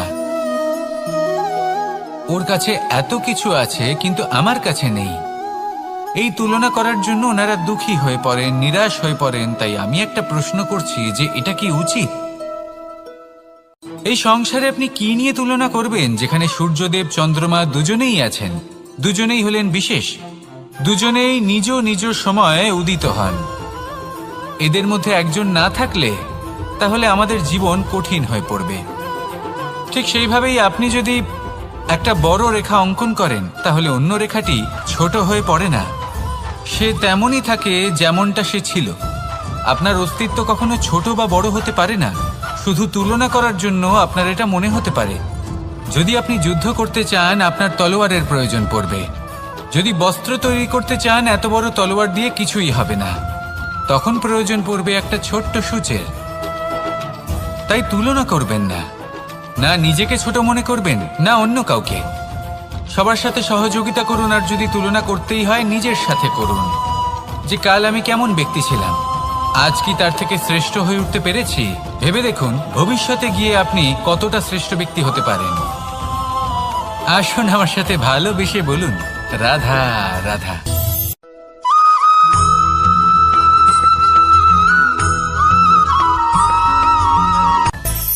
মানুষের মধ্যে একটা বিচিত্র প্রবৃত্তি থাকে, অন্য সকলের বিষয়ে, তাদের জীবনের বিষয়ে, তাদের ব্যক্তিত্বের বিষয়ে, তাদের ভবিষ্যতের বিষয়ে অনুমান করা। এটা হলো অনুচিত। কারোর অতীতকালকে দেখে লোকে ভবিষ্যৎ বলে দিতে পারেন, বর্তমানকে দেখে ভবিষ্যতের বিষয়ে অনুমান করে ফেলেন। উদাহরণ দিতে হলে বলবো কোনো দাসকে দেখুন, ওকে দেখে লোকে বলে যে ওর ভবিষ্যৎ সেটাই হতে পারে, অনুমান করে ফেলেন। আর এই রাজাকে দেখুন, উনি তো কত সুখী হবেন, উনি তো জগতের সব থেকে অধিক সুখী মানুষ, কত সুখ সুবিধা আছে ওনার কাছে, ধারণা করে ফেলেন। তবে সত্য তো এটাই যে কারোর ব্যক্তিত্বের বিষয়ে, তাদের ভবিষ্যতের বিষয়ে আপনি পূর্ণ সত্য কখনোই বলতে পারবেন না, শুধু অনুমান করতে পারবেন। আর এই অনুমান করে সত্যি কোনো লাভ হয় না, কারণ এই কাল সেটা হলো অত্যন্ত শক্তিশালী। কালো থেকে কালোতর কয়লাকেও হিরেতে পরিণত করতে পারে, অনেক বড় বড় রাজাকেও বিদূষক বানিয়ে ফেলতে পারে এক মুহূর্তেই। তাহলে আপনি অনুমান করে কি লাভ? কি পেলেন অনুমান করে? সেই জন্য কারোর বিষয়ে কোনো অনুমান করবেন না, তার ভবিষ্যতের বিষয়ে অনুমান করতে যাবেন না, কারোর বিষয়ে কোনো ধারণা করে নেবেন না। কিছু করতে হলে ভালোবাসুন, সবার মধ্যে ভালোবাসা ছড়ান, সবার মধ্যে ধন্যাত্মক ভাব ছড়ান। এই মন প্রসন্ন হয়ে বলবে রাধা রাধা।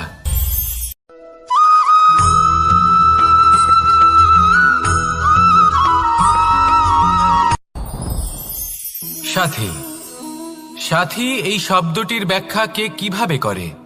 মিত্র, সখা, বন্ধু, কিন্তু অর্থ একটাই, তিনি যিনি আপনার সঙ্গী হন আর তিনি যার সাথী আপনি হন।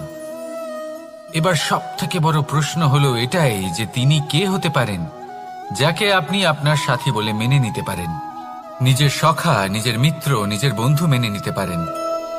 আপনার সাথী হলেন তিনি যিনি দুঃখের সময় আপনার পাশে থাকবেন, আপনার হাত ধরে থাকবেন। আপনার সাথী হলেন তিনি যার হাত আপনি নিজের সুখের দিনে ধরে থাকবেন। সেই সাথীরই হাত ধরুন যিনি দুঃখে সবসময় আপনাকে সাহায্য করার জন্য তৎপর হয়ে থাকেন, আপনার পাশে থাকেন, আর যাকে সুখের দিনে আপনি আপনার সাথে রাখতে পারেন। আর যখন আপনার সাথে আপনার এই সাথী থাকবে তখন আপনি এটা বুঝবেন যে যখন জীবনে দুঃখ আসে তখন এই দুঃখ কমে যায়, সবার মধ্যে ভাগ হয়ে যায়। আর যদি তখন সুখ আসে তাহলে সেটা সবার উপস্থিতিতে আরো বেড়ে যায়। এটাই হলো প্রেম, এটাই হলো ভালোবাসা, এটাই হলো সঙ্গ, যেমন সম্পর্ক আমার আর রাধার মাঝে। তাহলে আসুন আর আমার সাথে ভালোবেসে বলুন রাধা রাধা।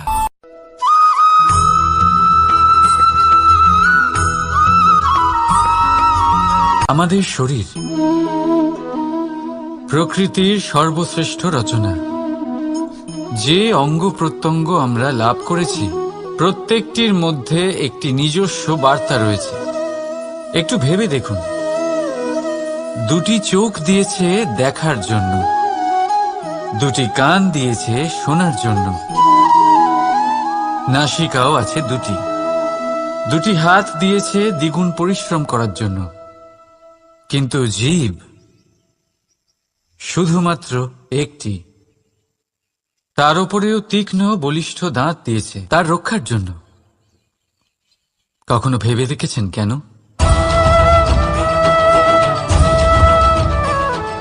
কারণ শব্দ আর শব্দের প্রয়োগ মানুষের সবচেয়ে বড় অস্ত্র, যার প্রয়োগ যত ভেবেচিন্তে করা যায় মানুষ তার জীবনে ততটাই উপরে উঠতে পারে। তাহলে মনে রাখুন, দেখুন, শুনুন আর বুঝুন বেশি, বলুন কম। রাধা রাধা।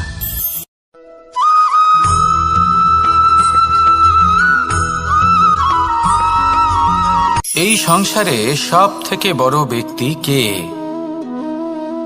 আপনি বলবেন, এই কেমন ধরনের প্রশ্ন?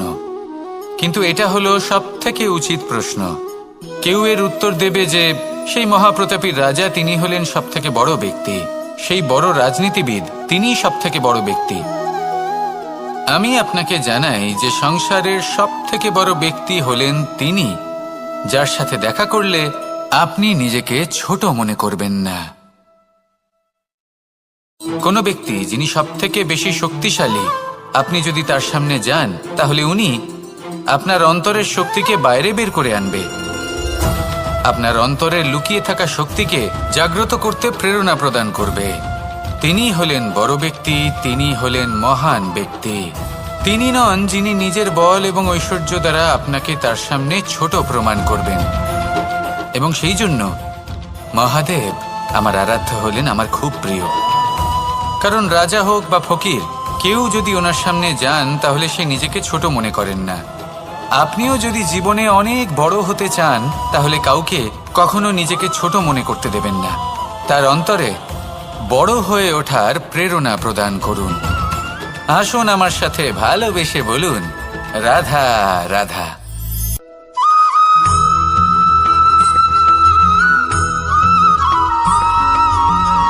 পুরুষার্থ।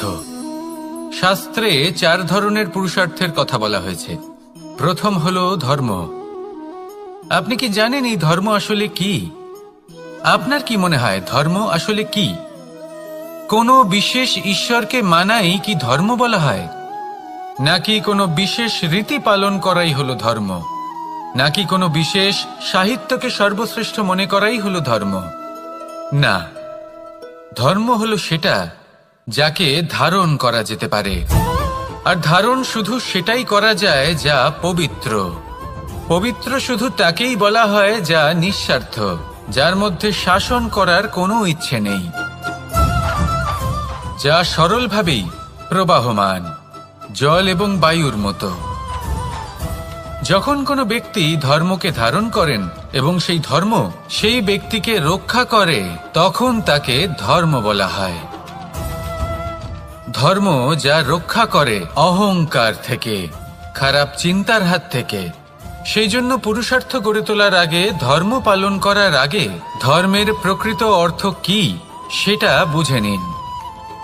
এটা জেনে রাখুন যে সমস্ত ধর্মের আধার, সমস্ত ধর্মের ভিত শুধুমাত্র ভালোবাসা।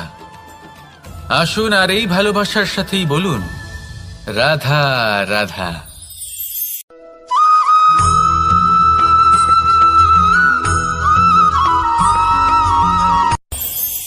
এই সংসারে আমরা প্রকাশ কোথা থেকে পাই? এর উত্তর বড়ই সরল। ভোরে যখন সূর্যোদয় হয় তখন প্রকাশের কিরণ আমাদের ঘরে এসে পৌঁছয়। এইভাবেই আমরা প্রকাশ লাভ করি। এবার এই প্রকাশের আলোতেই আমরা সারাদিনের কাজ সম্পন্ন করি। সন্ধে হয়ে যায়, সূর্যাস্তও হয়ে যায়। আর আমাদের ঘর যাতে অন্ধকার না হয় তার জন্য আমরা একটা প্রদীপ প্রজ্বলিত করি। এটাই ঘটে আমাদের জীবনেও। এবার প্রবাহমান আয়ুর সাথে আমরা আমাদের অন্তরে যদি একটা প্রদীপ প্রজ্বলিত করে নিই, তাহলে বিষয়টাই অন্যরকম হবে। এবার আপনি বলবেন কোন প্রকাশের কথা বলছি যে আমাদের অন্তরে জাগ্রত করা সম্ভব? আমাদের আত্মার মাঝে প্রেমের প্রকাশ জাগ্রত করার কথা বলছি। কারণ আমাদের এই জীবন এও হলো দিনের আলোর মতো। আজ প্রকাশ আছে, কিন্তু কোনোদিন অবশ্যই অস্ত হবে। কিন্তু অস্ত হবার আগে যদি আমরা আমাদের আত্মার মাঝে প্রেমের এই প্রকাশ উজ্জ্বলিত করে নিই, তাহলে আমাদের সন্ধ্যাকালও আমরা আনন্দে এবং প্রেমে যাপন করব। তাহলে আসুন আর আমার সাথে ভালোবেসে বলুন, রাধা রাধা।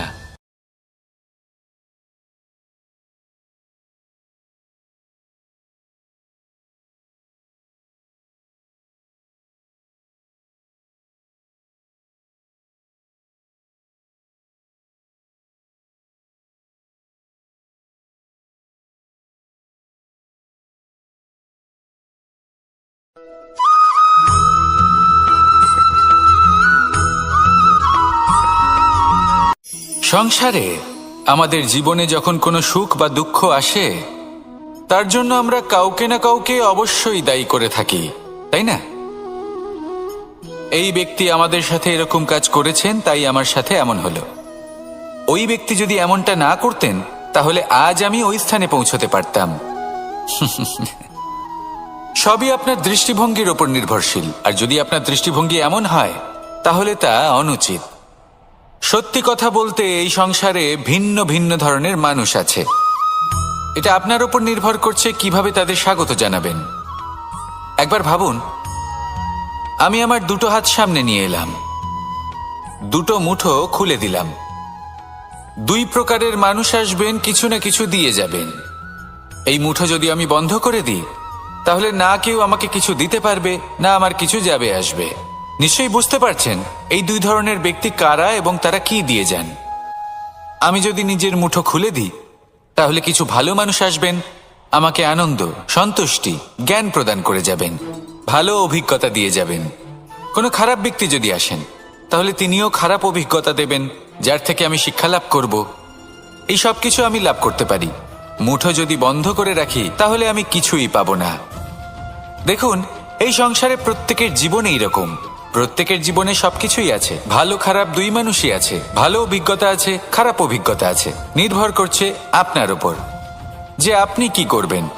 এনাদের স্বাগত কিভাবে জানাবেন, কার থেকে কি বুঝবেন, কি শিখতে পারবেন, আর কোন দৃষ্টিভঙ্গি নিয়ে অগ্রসর হবেন। এটাই নির্ধারণ করবে যে আপনার জীবন কেমন হবে। আসুন আমার সাথে ভালোবেসে বলুন, রাধা রাধা।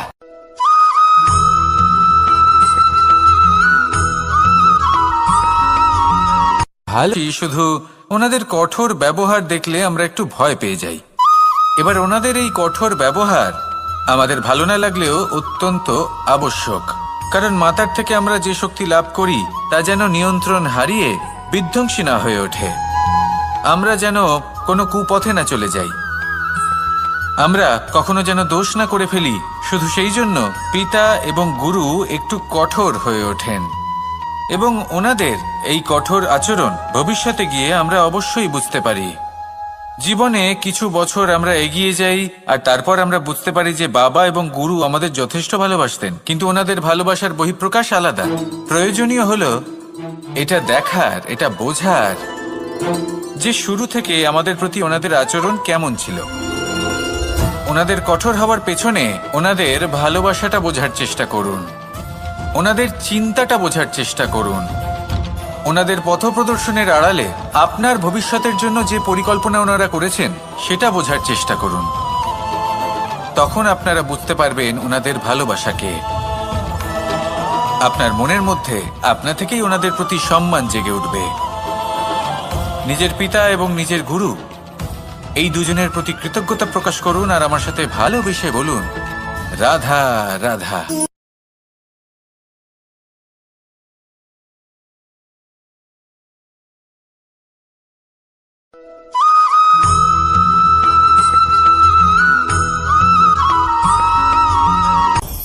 আপনি কখনো পর্বতের শিখরে উঠেছেন? আপনি দেখতে পাবেন পর্বতের পদতলে প্রচুর সুন্দর ফুল রয়েছে, সবুজ বনানী রয়েছে। যত আপনি ওপরে উঠতে থাকবেন তত ফুল কমতে থাকবে, সবুজ বনানী কমতে থাকবে। আরো কিছুটা ওপরে উঠলে কাঁটা জাতীয় গাছ দেখতে পাবেন, শুকনো গাছ দেখতে পাবেন। আরো যদি ওপরে ওঠেন তাহলে পাষাণ দেখতে পাবেন। আরো ওপরে উঠলে হিমখণ্ড দেখতে পাবেন। এই যে পর্বত, তা মনুষ্য জীবনের সবথেকে উত্তম উদাহরণ। মানুষ যখন সাফল্যের শিখরে পৌঁছতে চান, মহানুভবতার শিখরে পৌঁছতে চান, পথে যত আস্তে আস্তে ওপরে উঠতে থাকেন ততই ভৌতিক বস্তু তার থেকে বিচ্ছিন্ন হতে থাকে। যদি তিনি সেই ভৌতিক বস্তুগুলি ত্যাগ না করতে পারেন তাহলে কখনোই সেই স্থানে পৌঁছতে পারবেন না। আর মানুষ যদি উচিত ত্যাগ করতে পারেন, পথে অগ্রসর হতে থাকেন, এগোতে থাকেন, তাহলে একদিন না একদিন তিনি মহানুভবতার, জ্ঞানের, সাফল্যের হিমের স্বাদ অবশ্যই লাভ করবেন। মনে রাখবেন, মানব জীবনের ত্যাগ হলো অত্যন্ত গুরুত্বপূর্ণ অংশ। আসুন আমার সাথে ভালোবেসে বলুন, রাধা রাধা।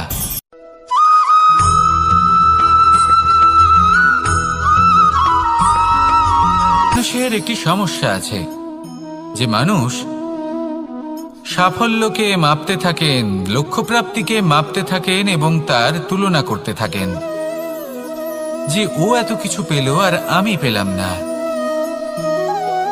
ওর কাছে এত কিছু আছে কিন্তু আমার কাছে নেই। এই তুলনা করার জন্য ওনারা দুঃখী হয়ে পড়েন, নিরাশ হয়ে পড়েন। তাই আমি একটা প্রশ্ন করছি যে এটা কি উচিত? এই সংসারে আপনি কি নিয়ে তুলনা করবেন, যেখানে সূর্যদেব, চন্দ্রমা দুজনেই আছেন, দুজনেই হলেন বিশেষ, দুজনেই নিজ নিজ সময়ে উদিত হন। এদের মধ্যে একজন না থাকলে তাহলে আমাদের জীবন কঠিন হয়ে পড়বে। ঠিক সেইভাবেই আপনি যদি একটা বড় রেখা অঙ্কন করেন তাহলে অন্য রেখাটি ছোট হয়ে পড়ে না, সে তেমনই থাকে যেমনটা সে ছিল। আপনার অস্তিত্ব কখনো ছোট বা বড় হতে পারে না, শুধু তুলনা করার জন্য আপনার এটা মনে হতে পারে। যদি আপনি যুদ্ধ করতে চান আপনার তলোয়ারের প্রয়োজন পড়বে। যদি বস্ত্র তৈরি করতে চান এত বড় তলোয়ার দিয়ে কিছুই হবে না, তখন প্রয়োজন পড়বে একটা ছোট্ট সূচের। তাই তুলনা করবেন না, না নিজেকে ছোট মনে করবেন না অন্য কাউকে। সবার সাথে সহযোগিতা করুন, আর যদি তুলনা করতেই হয় নিজের সাথে করুন, যে কাল আমি কেমন ব্যক্তি ছিলাম, আজ কি তার থেকে শ্রেষ্ঠ হয়ে উঠতে পেরেছি। ভেবে দেখুন ভবিষ্যতে গিয়ে আপনি কতটা শ্রেষ্ঠ ব্যক্তি হতে পারেন। আসুন আমার সাথে ভালোবেসে বলুন, রাধা রাধা।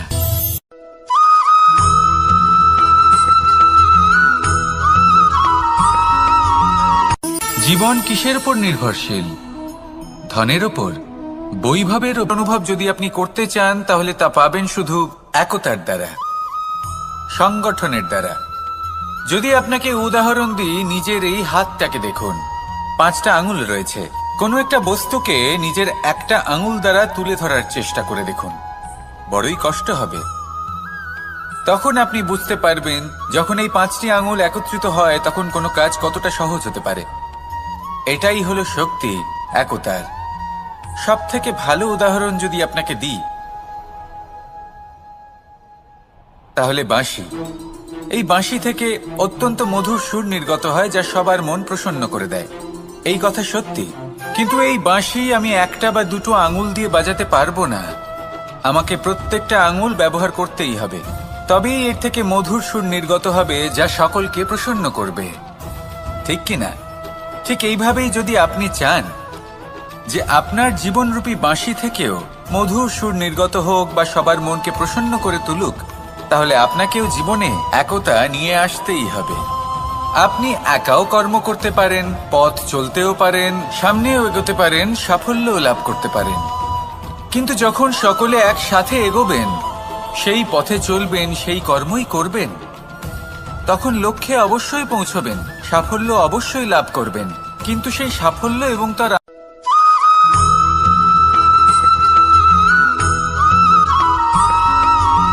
কখনো কখনো আমরা ভাবি যে কোনো ব্যক্তি যিনি ধর্মের পথে চলেছেন, যদি তার দ্বারা কোনো ভুল হয়ে থাকে তাহলে নিয়তি তাকে সেই মুহূর্তেই কঠোর শাস্তি দেন।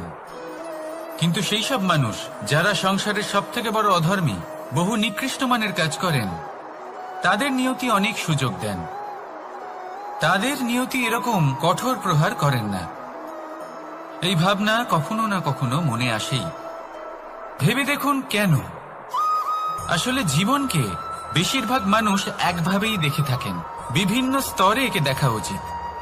এবার আপনি বলুন, এই সংসারে কোনো অধর্মী কখনো প্রেরণার উৎস হতে পারেন? কখনোই নয়। যে মানুষ নিজের আত্মাকে মলিন করে ফেলেছেন, তিনি এই সংসারকে কিভাবে প্রেরণা যোগাবেন? উনি নিজেই বুঝতে পারেন না কোনটা করা উচিত, ধর্ম কোনটা। তাই নিয়তি তাকে একটা সুযোগ দেন, এটা বোঝার সুযোগ দেন যে কোনটা উচিত, কোনটা ধর্ম। সুযোগ দেন নিজের বিবেক জাগিয়ে তোলার, তাকে সুযোগ দেন নিজের অন্তরাত্মার ডাক শোনার। যখন তাতেও কাজ হয় না, তখন নিয়তির কাছে একটাই পথ বাকি থাকে, আর তা হল মহাবিনাশ। মহাবিনাশ হয়তো দেরিতেই আসতে পারে, কিন্তু তা অবশ্যই আসবে। আর যখন মহাবিনাশ আসে, তখন মহাবিনাশের যন্ত্রণা সমগ্র মানব জীবনের যন্ত্রণার থেকে অনেক বেশি হয়। এই কথাটা সবসময় মনে রাখবেন। আর অন্যদিকে যে মানুষ ধর্মের পথে চলছেন, তার দ্বারা যদি কোনো ভুল হয়ে থাকে, তখন নিয়তি তার পরীক্ষা নেন। কিছুক্ষণের জন্য মানুষের মনে হতে পারে নিয়তি তাকে কঠোর শাস্তি দিয়েছেন।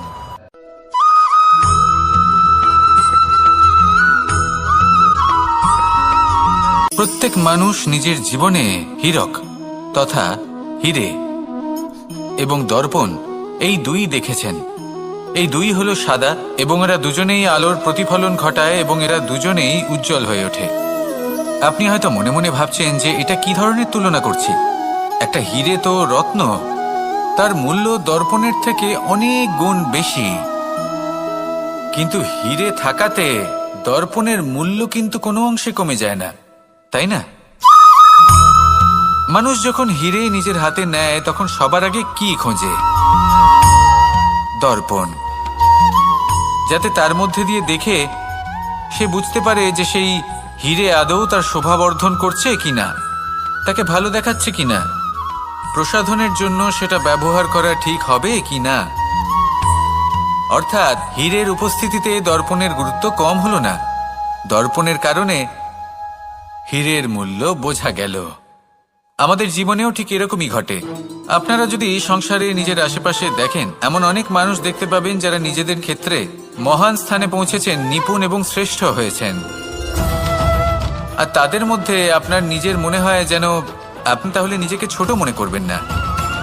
আসুন আর আমার সাথে ভালোবেসে বলুন, রাধা রাধা।